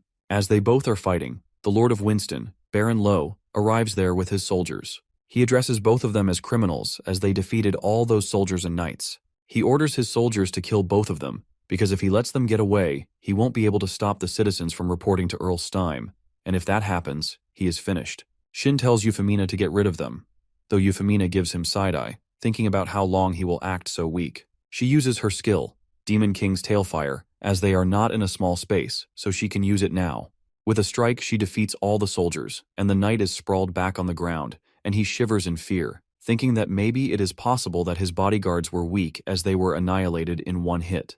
Euphemina walks towards Baron and says she was feeling irritated from losing all the skills she was saving, and because of a certain man who loves to annoy people. She is referring to Shin, and she thanks Baron for helping her get rid of the stress. She asks him to follow them outside the castle. As they get out of the castle, they spot Rabbit standing there, and Baron thinks that Rabbit is there to save him. Shin groans in frustration as he thinks that Rabbit is still working for Marrow Company, and their fight is still not over. Rabbit praises Euphemina, so Shin doubts her as well that maybe it was a trap as she even worked with the Marrow Company. Shin looks at his stats. He has 4 titles, even though those are hard to acquire, and when he looks at the guys with Rabbit and Rabbit himself, he thinks that they have around 10 subordinates, and they aren't even armed, and thinks that he is not armed himself, so he must increase his attack power and defense with his remaining stat points. He gets notification that he has invested 150 stat points in strength, and his strength is now 316, and stamina is 334, as he spent 90 stat points on it. He thinks that even though he has no chance of winning, still he has no choice. Although Grid is nervous, even after increasing his stats, he has unknowingly become very strong. An ordinary level 45's total stat points should be under 500. However, Grid's stat points totaled more than 1,300. Once he equips his ideal dagger, Grid is stronger than a level 100 combat class fighter. However, his experience of facing overwhelmingly stronger opponents had sprouted hesitation within him. All of a sudden, Shin's thoughts are interrupted when he hears Baron screaming at Rabbit and asking if he has lost his mind as he reveals that he is not working with the Marrow Company anymore, and tells Baron that he is about to punish him and Valmont for their deeds. Baron calls Rabbit a mere merchant, acting like an apostle of justice, though Rabbit scoffs, saying he is a merchant. That is why he is obviously acting with profit in his mind, and he further says that he will bet everything on Grid, because with Shin's skills, Shin will be able to create incredible luxuries, but on his own, he won't be able to gain the potential of profits. Rabbit says to Shin that if he joins Rabbit, he is confident that they will become bigger and greater than small and medium-sized enterprises. Shin takes a sigh of relief that it wasn't a trap, but questions Rabbit why he raised the flag of rebellion against the Lord and the company. So Rabbit replies that it is because their business will start at Khan's smithy, the symbol of Winston. Both Euphemina and Rabbit leave, but before leaving, Rabbit tells Shin that he will inform Shin of the details after they have dealt with the company, and he will definitely make Shin very rich. And Euphemina reminds him of making orbs for him, to which Shin tells her that he remembers it. She just has to get the materials and production method for him. Rabbit and Euphemina leave, and Shin thinks of logging but is happy about the silver lining and him being rich. Both Rabbit and Euphemina talk while walking, and she tells him that Shin has the capability to defeat the knights and makes Rabbit realize that blacksmiths aren't that strong. It means he is a Pagma descendant. Rabbit thinks that, however, the honorable vision Shin had as a merchant came to pass. The Marrow Company fell under Euphemina and Rabbit's actions, and the company and the Lord's misdeeds were revealed to Earl Steim. Valmont and Baron Lowe were sent to the frontier, and this entire affair ended when Earl Steim ordered their executions. However, during these events, Rabbit was sentenced to 10 years in prison. He hadn't predicted that Earl Steim would be a stern figure, and wouldn't forgive the entirety of the Marrow Company. Rabbit thinks that although he managed to keep his life, however, he has successfully decorated a single page of a future legend's biography. Once the tyrants were overthrown, the village of Winston quickly recovered its original activity. Therefore, the second in command of the company, the world's most beautiful lady, and one young blacksmith brought back peace to Winston. And this story linked back to the seed from the Yatan Temple, as Earl Steam appointed his daughter, Irene, as the new Lady of Winston. Breaking news spread worldwide to all users of Satisfy. The very first second class of Satisfy has emerged. The USA researchers say that the SA group said that they aren't willing to disclose information about the second class. The UK researcher says that she received information that the user is from Mongolia. China's researcher says that the S A group is trying to dominate the world using the game, and they should stop people from playing Satisfy. Japan's researchers talk about a Japanese person who obtained a certain epic class, and they say that with a second class, you gain access to a wider variety of weapons to choose from, along with new skills and stats. Shin watches all the news and gets jealous of the person who achieved that class, wondering who that lucky person is. At the dinner table, Shin announces that he won't be going to the labor office anymore, and it makes his father furious, as he doesn't want him to spend his days being unemployed. His sister also judges him, and his mom just gets disappointed, saying that he has debts to pay. Shin sighs and excitedly tells them that it is not the case and he is playing as a blacksmith in the game, so he can sell the items to produce money. He even tells them that a great merchant said he'd help Shin, so he might make the same amount as a CEO's salary. His father and mother get furious, and his sister tells him to get back to real life because if he could actually make money through games, he wouldn't be swimming in debts. Shin tries convincing them that he even got the legendary class, but his father screams and tells him to shut up and even orders him to go to the labor office.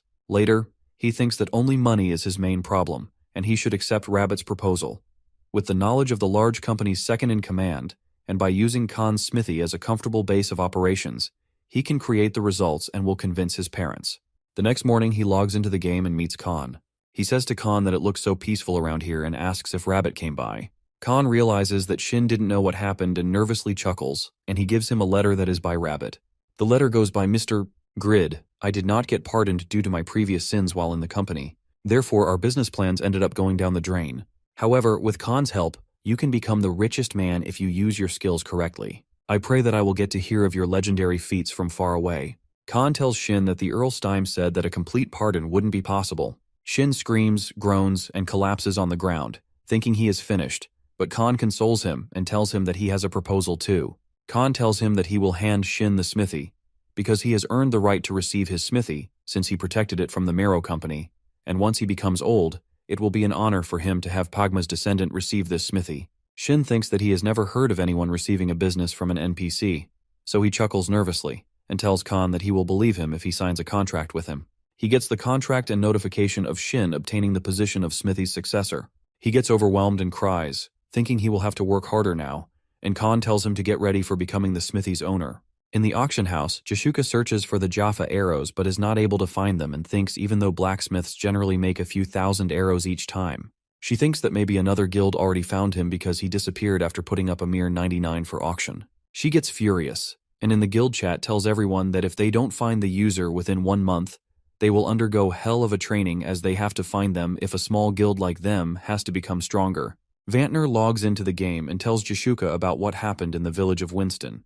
There was an item production competition between users in the village, and among the 2 users, one of them crafted an epic-grade dagger within 3 hours. She realizes it's him, the guy they have been searching for so long, and orders everyone to head to Winston as soon as possible because that is where they will find that user, and even tells them that the last one to arrive will die.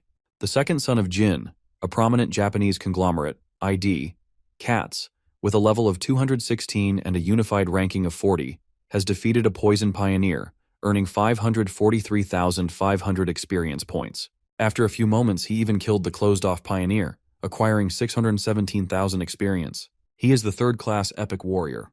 This epic class's attack power and duration were specialized in hunting. However, his unified ranking was rising at high speeds thanks to his high tenacity, and his special class's effects hadn't increased at all this past month, no matter how much he hunted.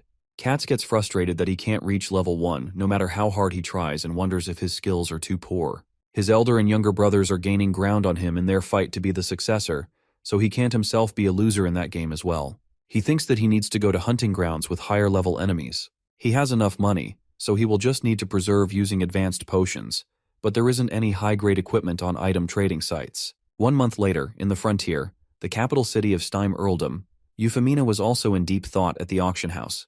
She can't seem to find production methods for orbs, as it is so difficult to find production methods for high-grade items, even though she has been looking for a month. She did get 6,500 gold for clearing the quest, but can't find uses for it. Suddenly, she tells them to reveal themselves, and she knows someone is hiding behind the pillar. Thanks to her class trait, her detection skills are quite high, but she is getting monitored even though she didn't reveal her name on the ranking list as a secret ranker. Faker, Zedekah guild member Assassin Ranker 1, wonders how a single blacksmith detected his presence. After receiving information about the item competition, Their entire guild is gathering right now, and because of the numerous eyewitnesses, they quickly manage to find the winner of the game, the rumored blacksmith, Irina. Faker was planning on watching Irina from a distance until Jashuka arrived, but she detected his presence despite his level 7 stealth skill. Instantly, Irina uses her skill and tries attacking them as they weren't coming out. So they move away from the pillar and get on the ground to save themselves from the attack. They wonder how a blacksmith can use top-level magic in doubt, if they have found the correct one they are looking for, and think it's a trap laid by a guild that is also going after the special Jaffa Arrows creator. They are trying to deter them by using fake news, and the item competition may have been made up from the start, and their Tzedakah guild may be tricked. They ask her what guild she is a part of, though Irina gets frustrated and uses her lightning spell, making them shocked as she uses such power without chanting, but suddenly with a blow, Fake attacks him. And Irina realizes that it is the first time she got hit by someone after becoming a duplicator. But Irina eliminated Fake's clone with one hit. She uses the Ancient Queen's Knight spell. Fake gets shocked that she summoned a familiar even though she isn't a summoner. A knight is the worst matchup to an assassin who mainly fights using steel. No matter how much Faker tries, they can't tackle Irina because she is at her strongest state. Faker thinks that Irina has an overwhelming advantage even against 4 high rankers. She is like the absolute power that they have dreamt of. Jashuka arrives there thinking everything's gone. And who were they even fighting? Jashuka's guild member informs her that Aaron single-handedly defeated 4 guild members, including Faker. Apparently, she used all kinds of skills from different classes. Jashuka realizes Irina might be a user of a hidden class. Jashuka gets angry, fists her hand, and tells everyone to find her as she dared to lay a hand on her guild and plans on annihilating her and her backers. Khan suggests Grid take a little rest first and asks if he really doesn't get tired easily, to which he replies that he has been hammering for a whole month now, and he is used to it. He also says that he has learnt a few things, and the first thing is that no one gets a lot of experience by making the same item repeatedly. And the second thing he mentions is that there are 2 requirements for making a high-class item. The first is to use good material, and secondly, if not using good material, then put a lot of time into the making of it. He further adds that working with heavy ore requires dexterity, but strength and stamina are as important as other factors. He appreciates himself and realizes that his stamina and stats are pretty good and have increased more than 30 points since he started making items. He further realizes that it was also hard leveling up his item production skills, but he still manages it. But he worries about one problem, which is that although he has spent over 6 hours on every item that he ever created, and by that time, he has already made 73 items, he has only been able to make only 3 epic items. He thinks that at least he has a list of the created items. He is thankful that the lessons he took to become the Khan's successor helped him get dozens of blueprints. He gets emotional and realizes that thinking of all the circumstances he had to go through to get those blueprints makes him cry. Just then it hits his mind that he hasn't heard from the brat, even though he asked him to make the orb.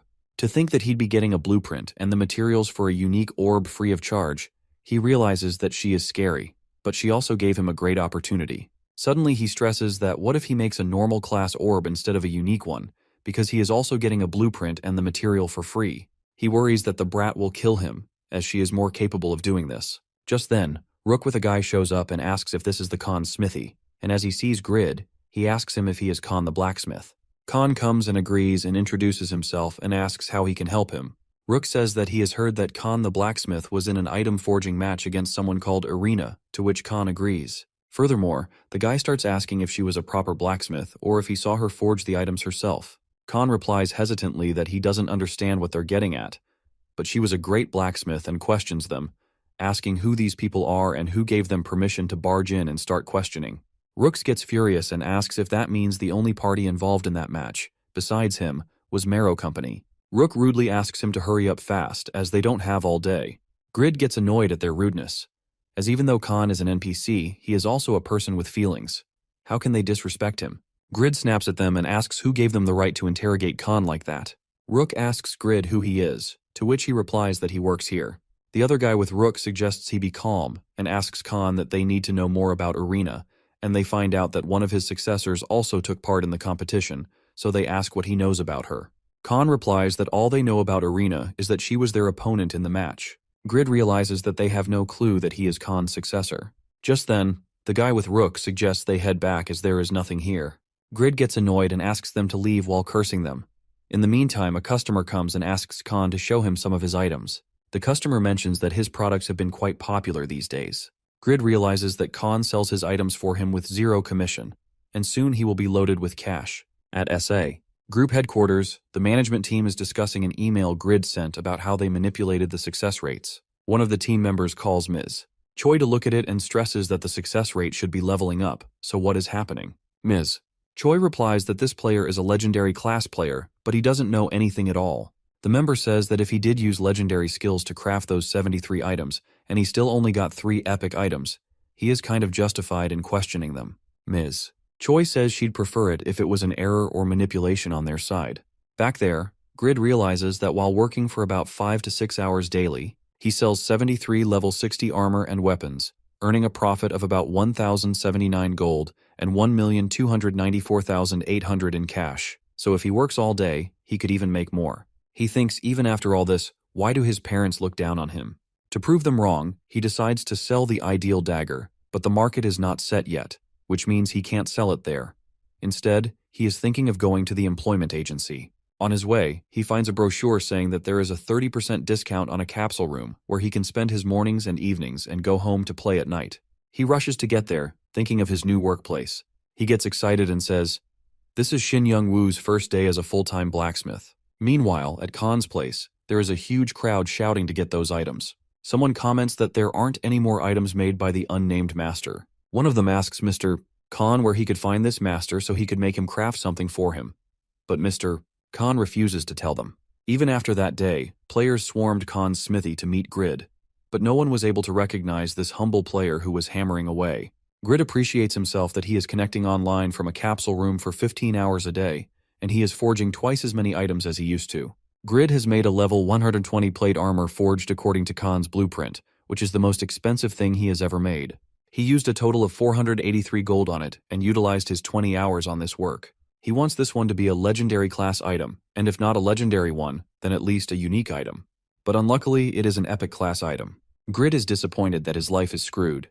At this point, Khan the blacksmith comes, and he is appreciating Grid that he forged an item that is comparatively better than Khan's own. Grid asks Khan about how much he thinks he can sell this item for. Khan says it's hard to tell, but he thinks this should be good enough to put out at the night's auction, as he has seen the quality of armor they wear, and the one Grid made is similar to that. Grid realizes that he didn't think of this. This item got a 20% increase in stats just because of his skills, and it also has an option effect. Khan asks him to travel to the castle himself, but he won't be charged any fees, so it's a great opportunity for him. Grid considers it, as there are no fees, then it's worth a try. Khan asks Grid that there are still 2 days left in the auction, then why doesn't he forge a couple more items? Grid takes this as a great idea, and is confident enough that he will make a legendary item this time. 2 days later, Khan is wishing Grid a safe journey and tells him not to be disheartened, as he still forged some amazing items. Khan gives Grid his mark and tells him that the one who qualifies can participate in this auction. He wishes him that it will be a great experience for him and asks him not to expect much, just try to have fun. The auction at Winston Castle is held to identify new outstanding blacksmiths in the area. Grid gets surprised as he has never seen this many blacksmiths before. He thinks that he won't be at a shortage of employees once he becomes the owner of Khan's smithy. An announcement is made that the auction will begin soon, and to submit the listing by setting a minimum price. Grid decides to submit the plate armor and gauntlet first, but he stresses as he doesn't know how to set an appropriate price. Just then, Steng, a blacksmith, comes and asks Grid if he wants some help as he participates in the auction for the first time. Grid finds him familiar. He tells him that he is finding it difficult to set a price. Steng shows him the shared quest. Grid asks him why he's not submitting his own work, to which he replies that he's afraid that his items won't stand a chance of selling at an auction like this. Steng asks Grid to show him his items too, but he refuses and asks just to tell him an appropriate price for a level 120 item. He says 300 gold for a normal class item, and in the case of epic items, then 600 gold for a gauntlet and 1800 gold for armor. Grid is surprised to realize that 1,800 gold translates to 2,880,001 in cash. Even after excluding all material costs, the net profit comes out to 2,000,001, which is equivalent to a week's worth of time in a capsule room. He gets excited realizing that soon he will be debt-free. He goes for registration. Now comes the time when the auction ends. The person announcing says this auction was quite disappointing.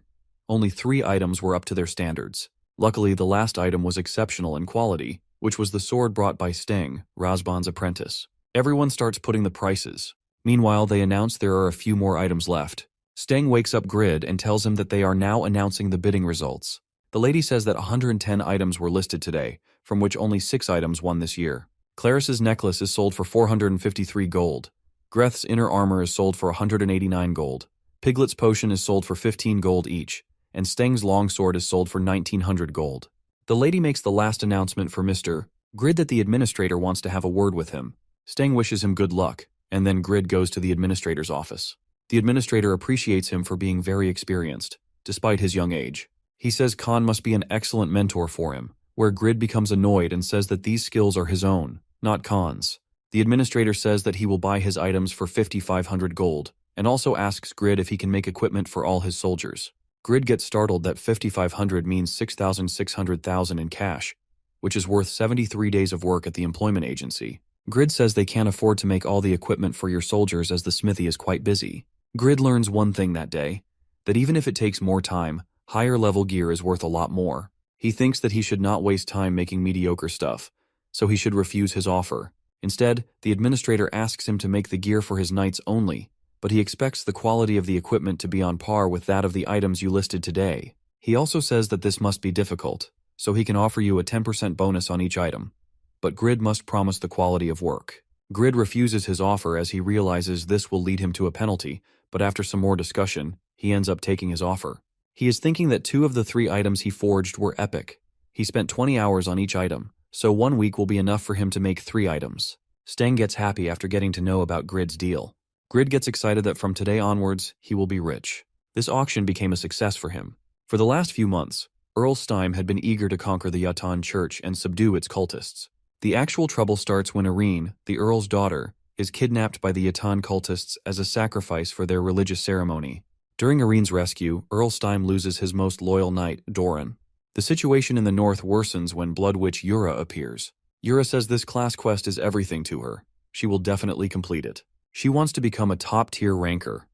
At Winston Castle, Lady Irene is told that 412 casualties and 5 knights are wounded. She asks if they did not outnumber their enemies, so how could we have lost 1,000 soldiers and 8 knights to a mere 150? According to a source, she gets told that there is only one cultist with immense power, and that must be one of the 7 servants.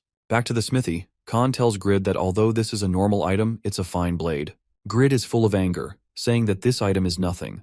Khan asks him to calm down, but he is tense because he has to make 3 epic swords, and he is left with only 6 chances, as he had money for 7 swords, one of which is a failure.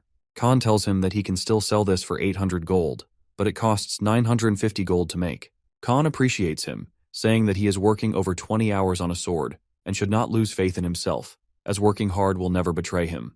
Over and over, he is left with only 5 chances. He starts working again.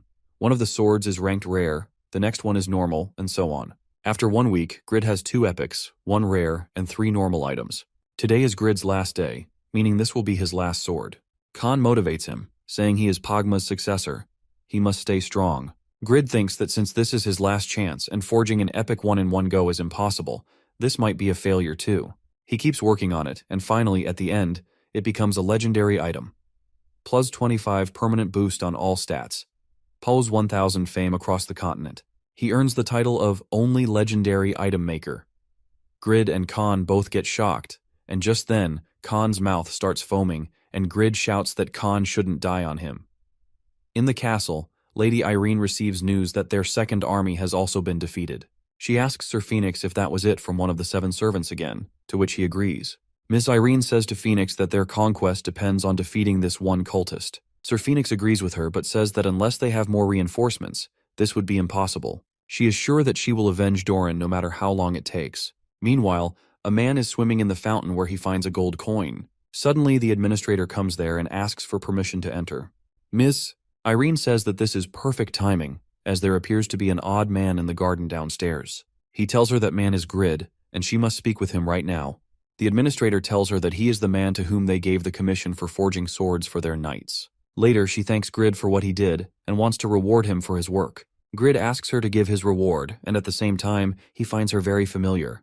The administrator shows Ms. Irene the sword Grid made and tells her it is not an ordinary weapon. She gets very shocked by seeing his work. Grid asks her how much she is willing to pay him, as they promised to pay him extra if the quality was great. She gets amazed by his work and realizes that with this, they can defeat the 7 servants. She orders the administrator to buy the sword and decides whatever price he finds good. Ms. Irene asks Grid to look forward to seeing his other works. Grid looks at the ring she is wearing, which feels also familiar to him. He starts liking her already. The man comes to decide the price of the sword with Grid. He offers him 220,000 gold, but Grid misunderstands, thinking he is offering him 22,000. He says each sword costs him 1,000 gold. The man clarifies that they are offering 220,000 gold, emphasizing that this is the best they can offer. Grid is surprised to learn that 220,000 gold translates to 264 million won in cash. Even after paying off his debts, he will still be left with 2 million won. He is very happy and calls this day the end of his 26 years of misfortune. He plans to buy luxury clothes, a car, and even ask his high school crush to go on a date with him. The deal is done, and as a token of thanks, they give him stones of blue orichalcum. Grid already needs 15 of these stones. He feels this day is very lucky for him. He realizes that he will be exempt from taxes when he takes over Khan's smithy. He gets very excited and can't wait to tell his parents about this. But this deal will prove a great loss for him.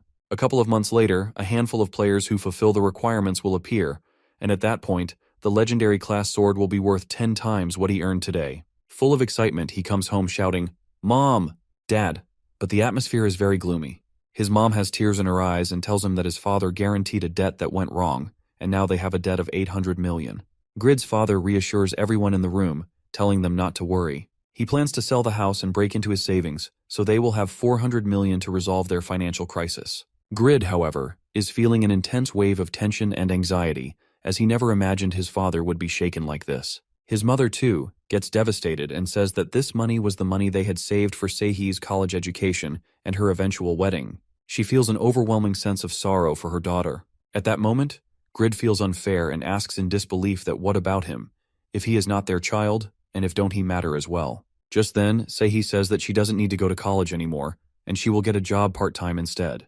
They get emotional and start crying while hugging her and asking for apologies. Grid can't help but also realizes that Seihi has always been the top of her class, so it would be a shame for her to give up school for work. Suddenly he says that he will make the money they need. He tells Seihi to continue her studies, promising that he will find a way to resolve everything. Everyone in the room gets shocked and just ignores him. His father says that he'll go and look for a second job, while her mother and sister also decide to get a part-time job. Grid insists them to stop ignoring him, and tells them that he has made a lot of money playing the game, and it is over 200 million. Everyone gets startled as they can't process what they are hearing.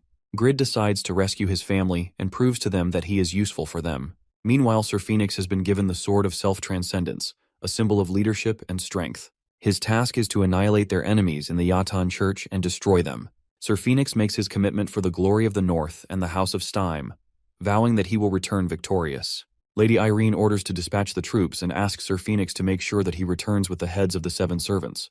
She realizes that although there are only 150 Yatan cultists, one of the 7 is among them, and they can't let their guard down. They have 12 knights and 1,500 soldiers, and with these numbers, Lady Irene is sure that they can win this time. Phoenix, as the strongest knight of the North, steps forward confidently to lead the charge and suggests his troops not to get feared. Meanwhile, a warrior from Yura's troops informs Yura that it seems those heathens have returned. He says that he will crush them and offer them to their god. Yatan, if she takes the ground, they support her with their power. Yura realizes that these followers of the 7 servants are truly evil. She doesn't really want to take on their quests, but she has no other choice unless she gets a hidden class like Agnes or Katsu. Just then, she takes a charge to go forward. As Phoenix sees Lady Yura in the distance, he comments that at least she showed her evil face. He tells her that he will put an end to her wickedness. As the battle begins, Mr. Phoenix manages to block one of Lady Yura's attacks with ease. Yura gets stunned and wonders how a mere knight could shatter and manages to block her diamond barrier, something that even the boss monsters she's faced in the past could not break through. In the midst of the chaos, she casts a black magic spell that puts a single opponent in a state of fear. Phoenix comments on the spell's effectiveness, saying it's a remarkable skill as it even manages to frighten his horse. Yura, however, feels completely helpless in this moment, something she has felt before when she fights against Grid. She feels completely disappointed. On the other hand, back at home, Grid's father asks if he's not doing something illegal. Everyone starts doubting him, but he realizes that they are not wrong even if he wouldn't believe it if his unemployed 26-year-old son brought home that kind of money. Youngwoo reassures everyone that he made it all by playing a game and explains the details. His father tells him that as parents they will nag about playing that game, but if he made that much money then it shows that he has worked hard in his own field. Youngwoo gets happy seeing that they've finally acknowledged him. Haya father thanks him that they will be able to overcome this crisis, and within 3 years they will take care of the debt and also get his 240 million. Youngwoo gets a relief realizing that he is finally able to do something for his family. Grid logs back into the game and decides to get started again. He checks his balance and thinks that he needs to make the best out of his remaining 20,000 gold, so if he forges a normal item with high-level requirements, it'll still be a loss for him since no one can equip it. It'd be nice if he could forge an item that's rare class or higher, however, he doesn't have control over that. He finally decides that he's going to try a new strategy by aiming specifically for level 140 items, even if they're normal class. Grid overhears a girl asking a guy in the crowd if he heard about the army that was sent to conquer the Atan Church, got defeated. She continues that even Sir Phoenix, the strongest knight in the north, was badly wounded. The guy exclaims that the 7 servants must have been really powerful. Grid wonders how everyone's talking about the 7 servants, so he checks his status, wondering how strong they are. Grid's eyes widen in surprise as he sees his own status, and realizes that he's also gotten pretty strong just from forging items as his current stats are already higher than his previous level 80 warrior stats. He thinks that he could even hunt level 100 monsters if he's equipped with the right gear, and sadly wishes that he could hunt like how he used to. He decides to forget about it as he's got a huge debt to pay off. Grid reaches the smithy and starts working when Khan arrives and exclaims how Grid is starting off early, to which he replies that he has to really get to work from now on. Khan calls it an admirable mindset and asks him what he's making. He replies that he's making a blacksmith hammer as his old one was getting a little worn out, so he thought about making a new one. Khan replies that his hammer was indeed a bit too plain, however he thought that Grid was using it because it was special to him. Grid tells him that he was just working with what he had, but Khan gets angry and shouts at him if he is out of his mind because a hammer is a blacksmith's most essential tool. Grid expresses his cluelessness, at which Khan replies disappointingly how he thought that Grid would know it as Pagma's successor, and then shows Grid his hammer. Grid looks at the hammer in appraise as Khan explains that he cannot forge a good item with only good materials and skills, but also requires good equipment. Grid yells at him for not telling this earlier and starts to rebuild the hammer. When Grid looks at the epic class hammer he made, he acknowledges Khan's words and how only he can use it. Khan calls him an interesting lad after looking at him, and asks Grid for a favor to come along with him to visit his son's grave on his death anniversary today. On reaching the graveyard, Grid thinks that however he's an NPC, he is still the only person by his side, so it's only right that Grid do this for him. Khan explains that this is his family graveyard, and shows his son Oliver's grave by telling Grid that Oliver was an outstanding blacksmith, however an illness took him at a very young age. He tells that 10 years have passed, but he still misses him so much, and wishes that he could take his place. Afterwards, Khan addresses Oliver's grave and introduces Grid as Pagma's successor, as Oliver always wanted to meet him. Khan tells his son how he has the honor of working with him, and how he also saved the smithy. Also, how he made Khan quit drinking and will inherit Khan's family business as well. Grid feels uncomfortable at that and tries to speak to Khan while thinking how Satisfy is adamant on making him cry as it all seems so genuine like reality. He places his hand on the gravestone and tells Oliver how his father is a great man as well as his dearest friend. He further promises that when he'll succeed the smithy, he'll make it the best in the world. At once there is a great flash and pop-up displays that his bond with Khan has strengthened and his forefathers have risen to thank him. He turns to Khan, saying how he should see this but spots that Khan has fallen asleep. Grid curses at Khan and starts running away in fear. However, the spirits introduce themselves and tell Grid that they've come to repay Grid for everything he's done.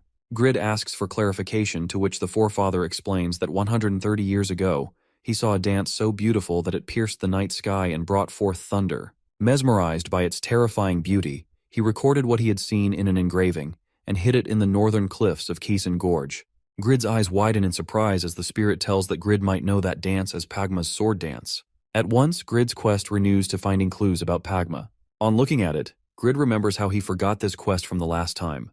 The spirit tells Grid that the engraving will help Grid learn more about Pagma's sword dance, and further prays that he'll become a legend greater than even Pagma himself. At last, Oliver says that he is leaving his father in Grid's care, at which Grid replies that he's now in good hands, so don't worry. Khan wakes up and realizes that the sun is already setting, to which Grid says to him how he shouldn't fall asleep in the middle of nowhere, and turns around while standing awkwardly and tells Khan that he should be more careful from now on. Khan asks Grid in confusion about why he looks so uncomfortable, at which he replies how he saw a ghost while hiding how he peed himself. Huroy is confused about what to do, or will Grid be pleased to see him, or will he ask him about him being so late? 40 days have passed since Huroi cleared the wait quest. He spent a week in the hospital as the SA group had advised him. He also received the offer of revealing his identity as the first user with a second class, and spent a week trying to decide whether to accept it or not. Then, he was resting and returned to the game 3 days ago. After improving his understanding of his new class, he finally came to Khan's smithy to meet Grid, the one he had sworn to serve. Instantly, Grid opens the door to leave, and Huroi's eyes widen in happiness, and he kneels before him. But Grid grabs his collar and asks him if he knows Grid and questions him about blabbering to the knights about him, even though they are strangers. He reveals that he was disqualified from the competition, locked in jail, got massacred by the knights, and had to follow a crazy, terrifying girl because of him. Huroi kneels down again and apologizes to Grid, addressing Shin as his liege and accepting his faults. Shin notices Huroi calling him that and wonders if he has got his screw loose in his head after spending time in jail. Remembering about him being tortured, Shin tells him to leave and go where he belongs, though Huroi claims that descendants of the Blue Wolf never break their vows, and he belongs next to Grid. Huroi asks him if he is in a guild and asks for allowance to let him join that guild, as he will follow him wherever to serve him. Shin finds him clingy and tells him to get lost as he isn't a part of anything, though Huroi suggests he create his own guild as many people will gather around him due to his heart. Shin thinks within himself that he is busy crafting items that he will use for his next quest, so Huroi should stop bothering him, with anger in his eyes, and tells him to simply leave. Later on, Huroi follows Shin to the forest, knowing that disobeying him is wrong, but descendants of the Blue Wolf never break their vows. While Grid was obtaining misfortune instead of ores on his journey for materials, the world of Satisfy was greatly shaken. The Yatan church subjugation had occurred across the north. At the end of the brutal battle, the power of God, Yatan, had manifested. It was the birth of the eighth servant. Yura had broken through the limits of Black Magician and was approaching her path completion. The game notifies that the influence of the Yatan church is increasing across the continent, and the minimum level of the Yatan believers has risen from 160 to 170. If the Yatan church continues to grow at this pace, it will become large and influential enough to found a country of its own. To hinder the growth of a pseudo-religion that harmed others as sacrifices, dozens of nations united and gave their users a subjugation quest. Black Magician Talos, Yatan church bishop's first servant, screams and calls upon God, Yatan, to show these heretics the might, though Earl Steam, Eternal Kingdom, says that this time they will get rid of all the seeds of the Yatan church in the north. The media analyzes the situation of the Alliance versus the Yatan church and forms different theories. The quest to subdue 25 members of the Yatan church keeps popping up recently, though Shin ignored it. Shin thinks clearing a single-class quest would solve a lot of his problems right now. He has more or less completed rare and epic equipment using the ore he gathered in the last 10 days, but the only problem is with equipment of this level, the Kasan Canyon is still too difficult. It is considered one of the worst areas in the north, and it is also difficult to tread on its uneven terrain. What is even worse are the caves hidden within the canyon. They are packed with monsters at level 160 at least.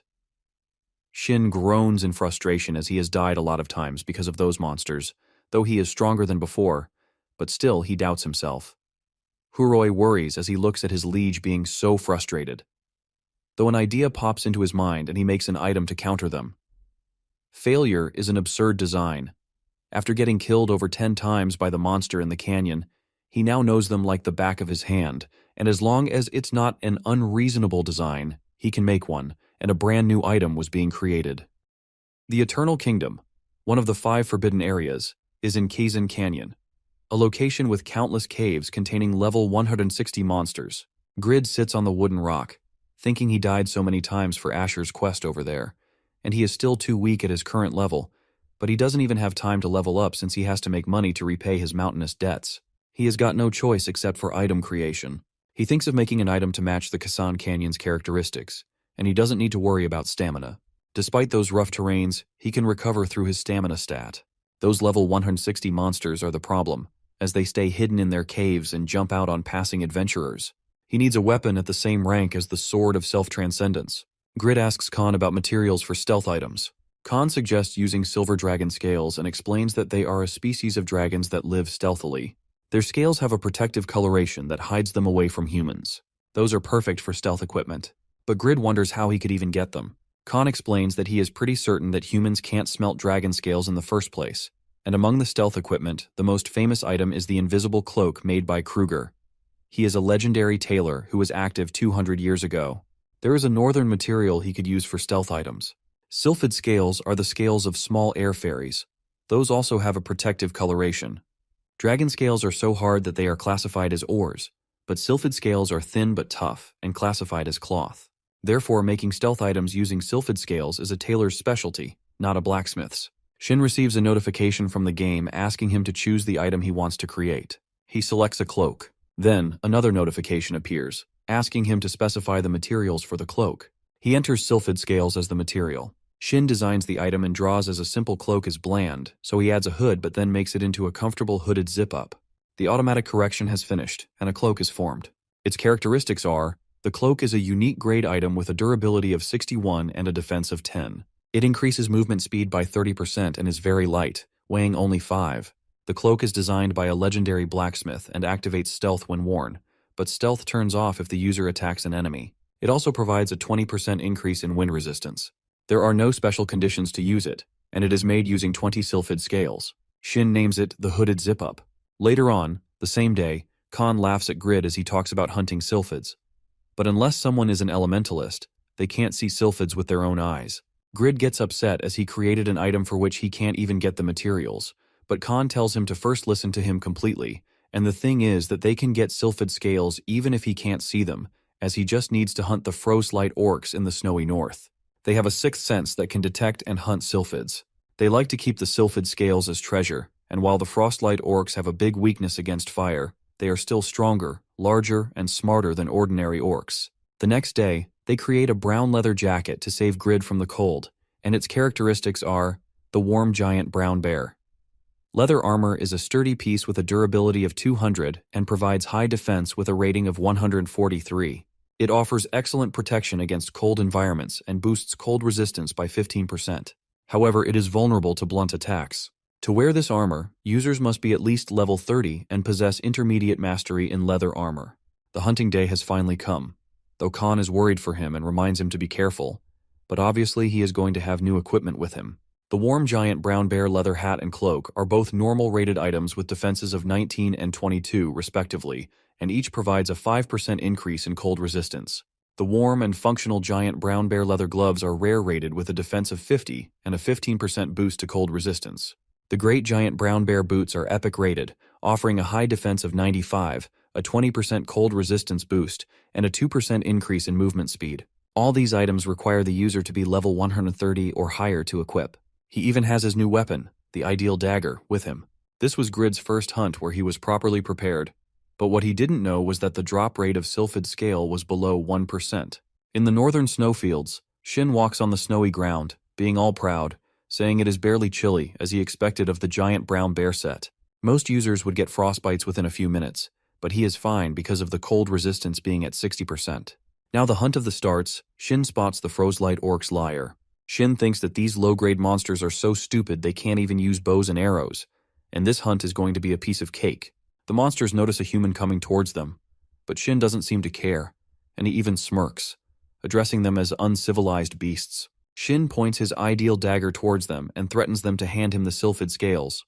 Otherwise, there will be a bloodbath there. Shin's smirk turns into terrifying expressions when he sees one of the monsters pointing an arrow towards him. He then remembers that Khan said, while the Frostlight orcs have a big weakness against fire, they are still stronger, larger, and smarter than ordinary orcs. Shin realizes he is in trouble again. Shin uses his skill Quick Movement with the agility and evasion rate increasing for 1 minute as the monsters attack him with the arrow. All of a sudden they stop firing, and Ahin thinks maybe they are out of arrows, but a monster stands in front of him, and it is 2 man-hours with his weapon. Shin uses Wind Blast skill to protect himself, but it doesn't seem to affect the monster, so Shin uses his dagger, but the cut isn't that deep, but it definitely hurt the monster. He thinks that he needs to use the combination skills to fight back. By using Blacksmith's Rage and Wind Blast together, his attack seems to work, and with a strike of a critical attack, he thinks he kills one of the orcs. The game notifies him that he has dealt 923 damages, and a bleeding effect has been applied due to the accurate aim at the target. But the reality is that the orc isn't killed yet, although his anger doubles. The orc keeps attacking him and increases Shin's damage, making Shin realize that his attacks are working, but the orc's health is a lot. He uses a potion and gains 1500 health, but it doesn't seem to help much as the orc keeps attacking him and suffers more damage, and he has another potion too. But again the orc attacks him, and now he is sprawled back to a tree with a notification of warning as his health is below 10%, and the remaining potion cooldown time is only 7 seconds. The orc comes in front of him, and now he has no way to escape. But suddenly Shin gets the notification that the passive effect of the title, Apostle of Justice, has activated, and it is strong and brave, and will not fall easily until the enemies are killed before him. Shin stops the orc's weapon with his bare hands, not believing that the title Apostle of Justice that he got because of Huroi has so much effect, and it even increases all his stats to 30%. Shin kills the orc actually, and gets notified of gaining experience of 266,000. His level has risen too, and he has recovered all his health as well. The other orcs get furious and surround Shin, but Shin takes this as an opportunity to increase his level and stats. 3 days later, Huroi follows Shin to the northern snowfields, regretting that it is too cold.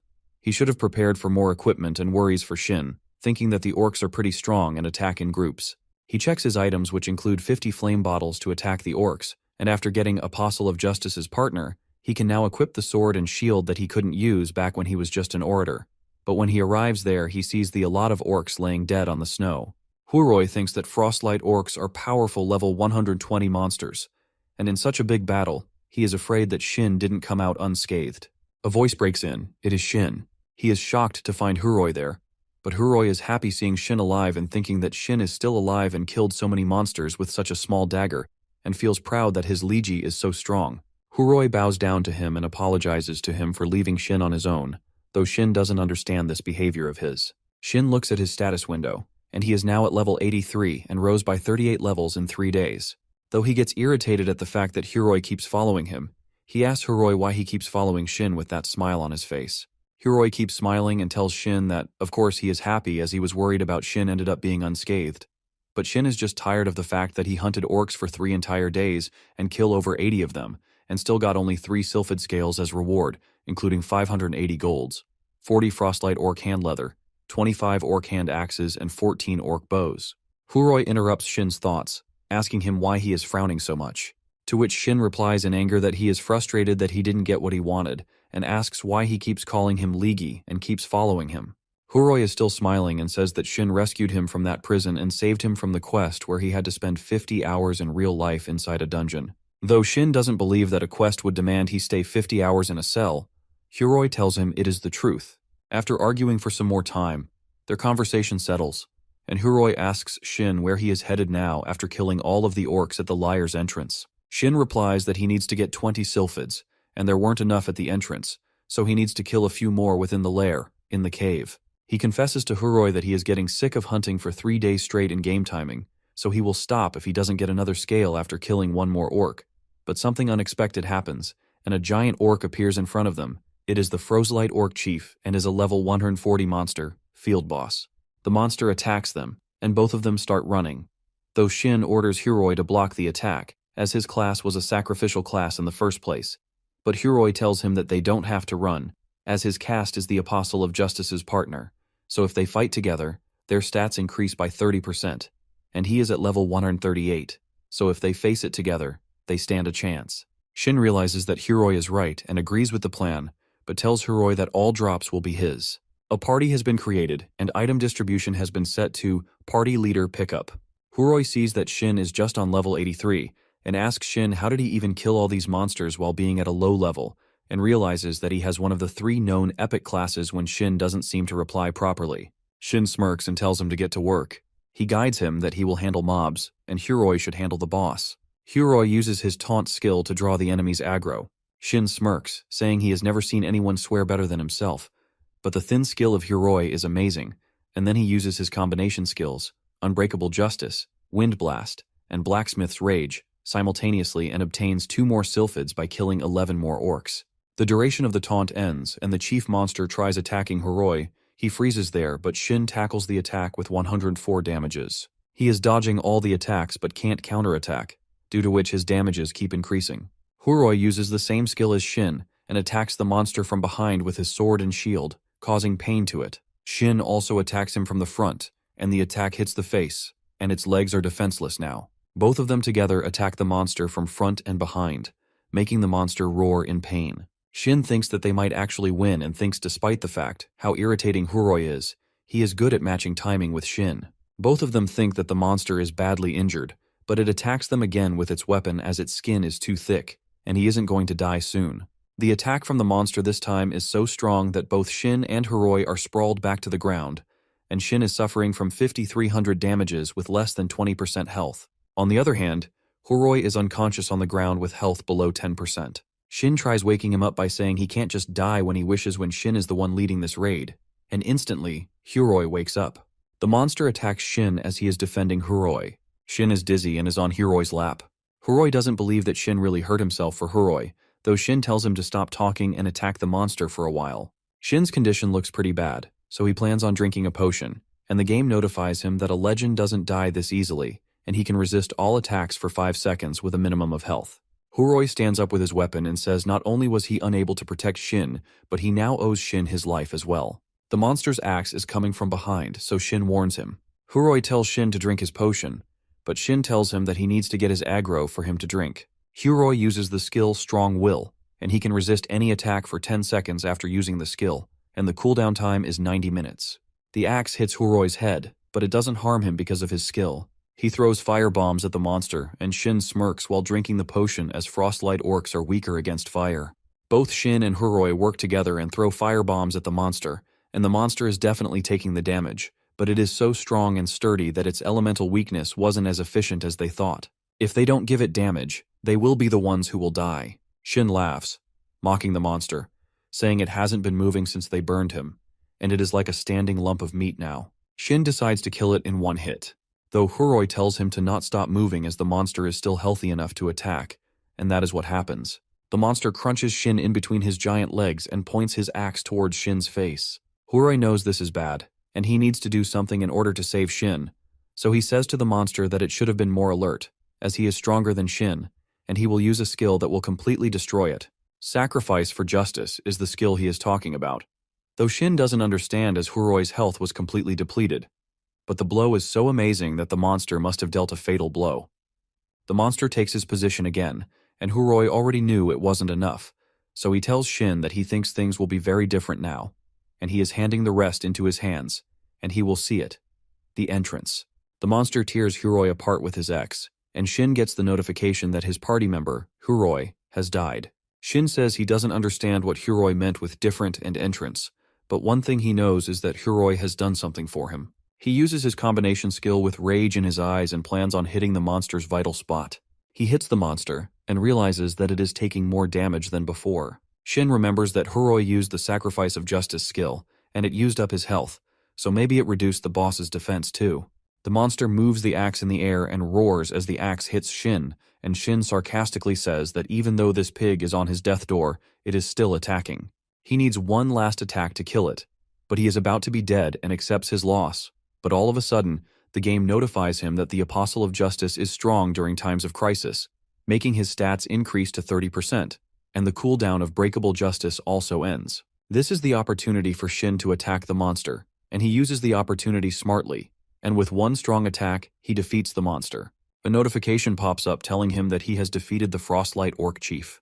This is Grid's first successful boss raid. Shin gets back to the smithy and looks at the loot he got and wonders that they barely won the raid, but he still didn't get 20 Sylphid scales. The Lostlight Orc Chief's helmet is a unique set item with a defense rating of 130. It provides a 10% increase in health but reduces the critical damage rate by 20%. It also has a certain chance of intimidating the target. If 5 set items are equipped, the wearer can transform into the Frostlight Orc Chief, allowing them to command Frostlight Orcs and granting the special skill Rotation Cut. This transformation requires the user to be at least level 150 with 400 or more strength. The Red Lightning Summoning Bead can summon red lightning from the sky, temporarily increasing the attack power of the weapon struck by the lightning and giving it a lightning attribute. The summoning lasts for 1 minute but reduces the summoner's health by 10%. There are 2 Blessed Weapon Enhancement Stones, 3 Blessed Armor Enhancement Stones, and 7 Sylphid Scales included. He examines the blessed enhancement stones and thinks if ordinary enhancement stones were to fail, the item's enhancement value would decrease by 3, but these blessed ones only decrease it by 1. They also cost 12 times more than ordinary enhancement stones, around 12,000 gold. Those high-level users only use these expensive stones when enhancing their equipment. In any case, these cost 720,000 won. He might sell them, and if it weren't for Hiroi, he wouldn't have obtained this much. Khan comes and smiles seeing Shin happy, though Shin doesn't give his items to Khan.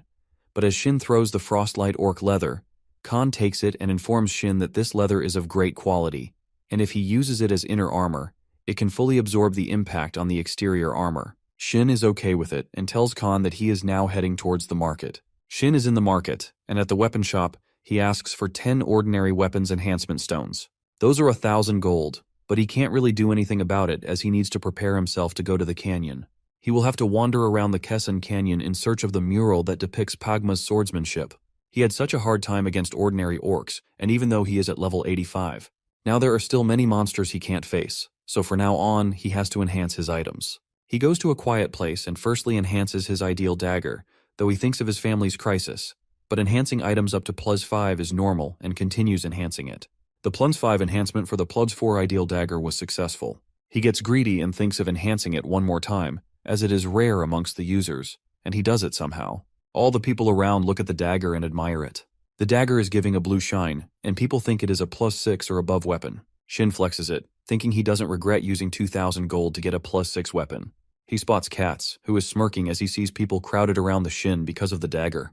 Katz goes to him, saying he can't believe someone wearing those pathetic clothes is trying to show off his dagger, and tells him that he just came to spectate and flexes his own weapon. It's a +8 weapon. Shin is impressed as well as the people around him, but he thinks, why should the number of enhancements on his weapon matter to him, as he finds his dagger cooler, and he is satisfied with creating a weapon with so much hard work. Katz mockingly smirks, telling Shin to be happy and satisfied, and walks away. Back at his place, he thinks about how Katz is an attention seeker and angrily crafts items as he has to go to the canyon tomorrow and thinks, in any case, he has blessed enhancement stones, and he can't waste them if he wants to save his family, as he is not immature enough to be jealous. Khan enters from behind with the item he created with orc leather. Khan's masterpiece is an epic rated item with a defense value of 359. It reduces movement speed by 7% and weighs 1,900. This armor decreases physical damage by 20%. To use it, the player must be at level 160 or higher, have at least 550 strength and 380 stamina, and possess intermediate mastery in heavy armor. Shin is happy about the item and thanks Khan for it. He is done preparing and is all armored with the Frostlight Orc's helmet, Khan's masterpiece, the best gauntlets, and the adventurer's boots. He smirks as he makes an 8+ ideal dagger weapon by using his enhancement stone even after saying 6+ weapon is so much cooler. At the Kessen Canyon, Shin walks carefully as he will die if he falls. The Sylphid scales are important, but he should pay attention to the real goal and look at the quest information. Pagma's swordsmanship, first-class quest, is telling Shin to find the clue about Pagma in the Kessen Canyon south of Winston. The clear conditions are to learn Pagma's swordsmanship, and the clear reward is the reproduction of Dane's life. Even though the ideal dagger was enhanced to +8, it's still a level 180 weapon. It's not comfortable to Dainsleif, which is a level 250 greatsword, and the most important reward is Pagma's swordsmanship. And Shin needs to get this skill since he only has 4 attack skills, and he even needs to watch out for the caves on the wall. He got killed so many times by the level 160 monsters in those caves. Canyon Lizard, a monster of level 162 appears. That blade-like tongue killed him many times. Shin's body trembles, but he is not like before and uses his combination skills but still gets damage of 1230. Though the dagger's enhancement greatly boosted the skill's power, he defeats the lizard and obtains 329,000 experience. He celebrates his victory, but it doesn't last long as lizard men of level 185 arrive there. Shin attacks one of them with his dagger, but with them attacking him, he receives so much damage. Their defense is so much higher than the lizards, and they have thick skin and defensive equipment as well. He would have died if not for Khan's epic-grade armor, but the armor will be useless if he can't endure their relentless attacks. He stops their movements with the skills, and takes this opportunity to kill them all with his dagger while using his quick movement skill. He defeats the lizard men and obtains 948,000 experience. He killed them, but his mana is rock bottom now. He drinks the potion, so dealing with small mobs isn't a problem, and killing 2 more monsters will increase his level. He thinks that as long as he doesn't encounter the canyon spider, a monster of level 188, he is going to be fine. But this is exactly what happens. and a spider appears in front of him. This one is on another level. It can even kill lizardmen like they are nothing. He knows if he gets caught by it, he is dead, so he uses his skill, but it only deals with 300 damages, making Shin realize its defense is higher than the Orc Chief's. Shin's ultimate combo doesn't affect it. He can barely dodge its attack with his skill. Quick movement. Even Wind Blast is useless right now, and he will die at this rate. Normally, his attack power should increase by 60%, but it's only half of that since he doesn't reach the usage requirements. He could use Unbreakable Justice if he gets a chance since it increases the attack power by 300%, but he needs to make physical contact for it to work, so it's useless if he can't get close to it. He uses Wind Blast, and right before shooting Wind Blast, he adds Unbreakable Justice. The new skill fusion has succeeded. The fused skill has been generated. His intelligence has increased by 10, which deals 320% of his attack power to a target that can be up to 6 manners away. Damage range is a 2-meter radius around the target. Mana cost is 400, and cooldown time is 100 seconds. Shin created a brand new skill. The spider falls on its back, and not that it can't move. Shin finishes it off as the option effect of Best Gauntlets has been activated, and his attack is dealt twice with obtaining 387,500 experience. His level has risen up, and he is now at level 86. Shin gets super excited and finally celebrates his victory by screaming in enjoyment. On the other hand, Piaro, the Saharan Empire's strongest knight and ex-captain of the Red Knight, stands at the edge of a mountain looking at the scenario, thinking the guy, he means Shin, single-handedly killed a canyon spider, and he himself hasn't seen this in ages. Piaro thinks that he may be rough around the edges, but his abilities grow each time he defeats an opponent. He realizes he has finally found his agent of revenge from Asmafel. Unfortunately, that's where the story ends for now. If you liked this video, feel free to support me on Patreon, link in the description.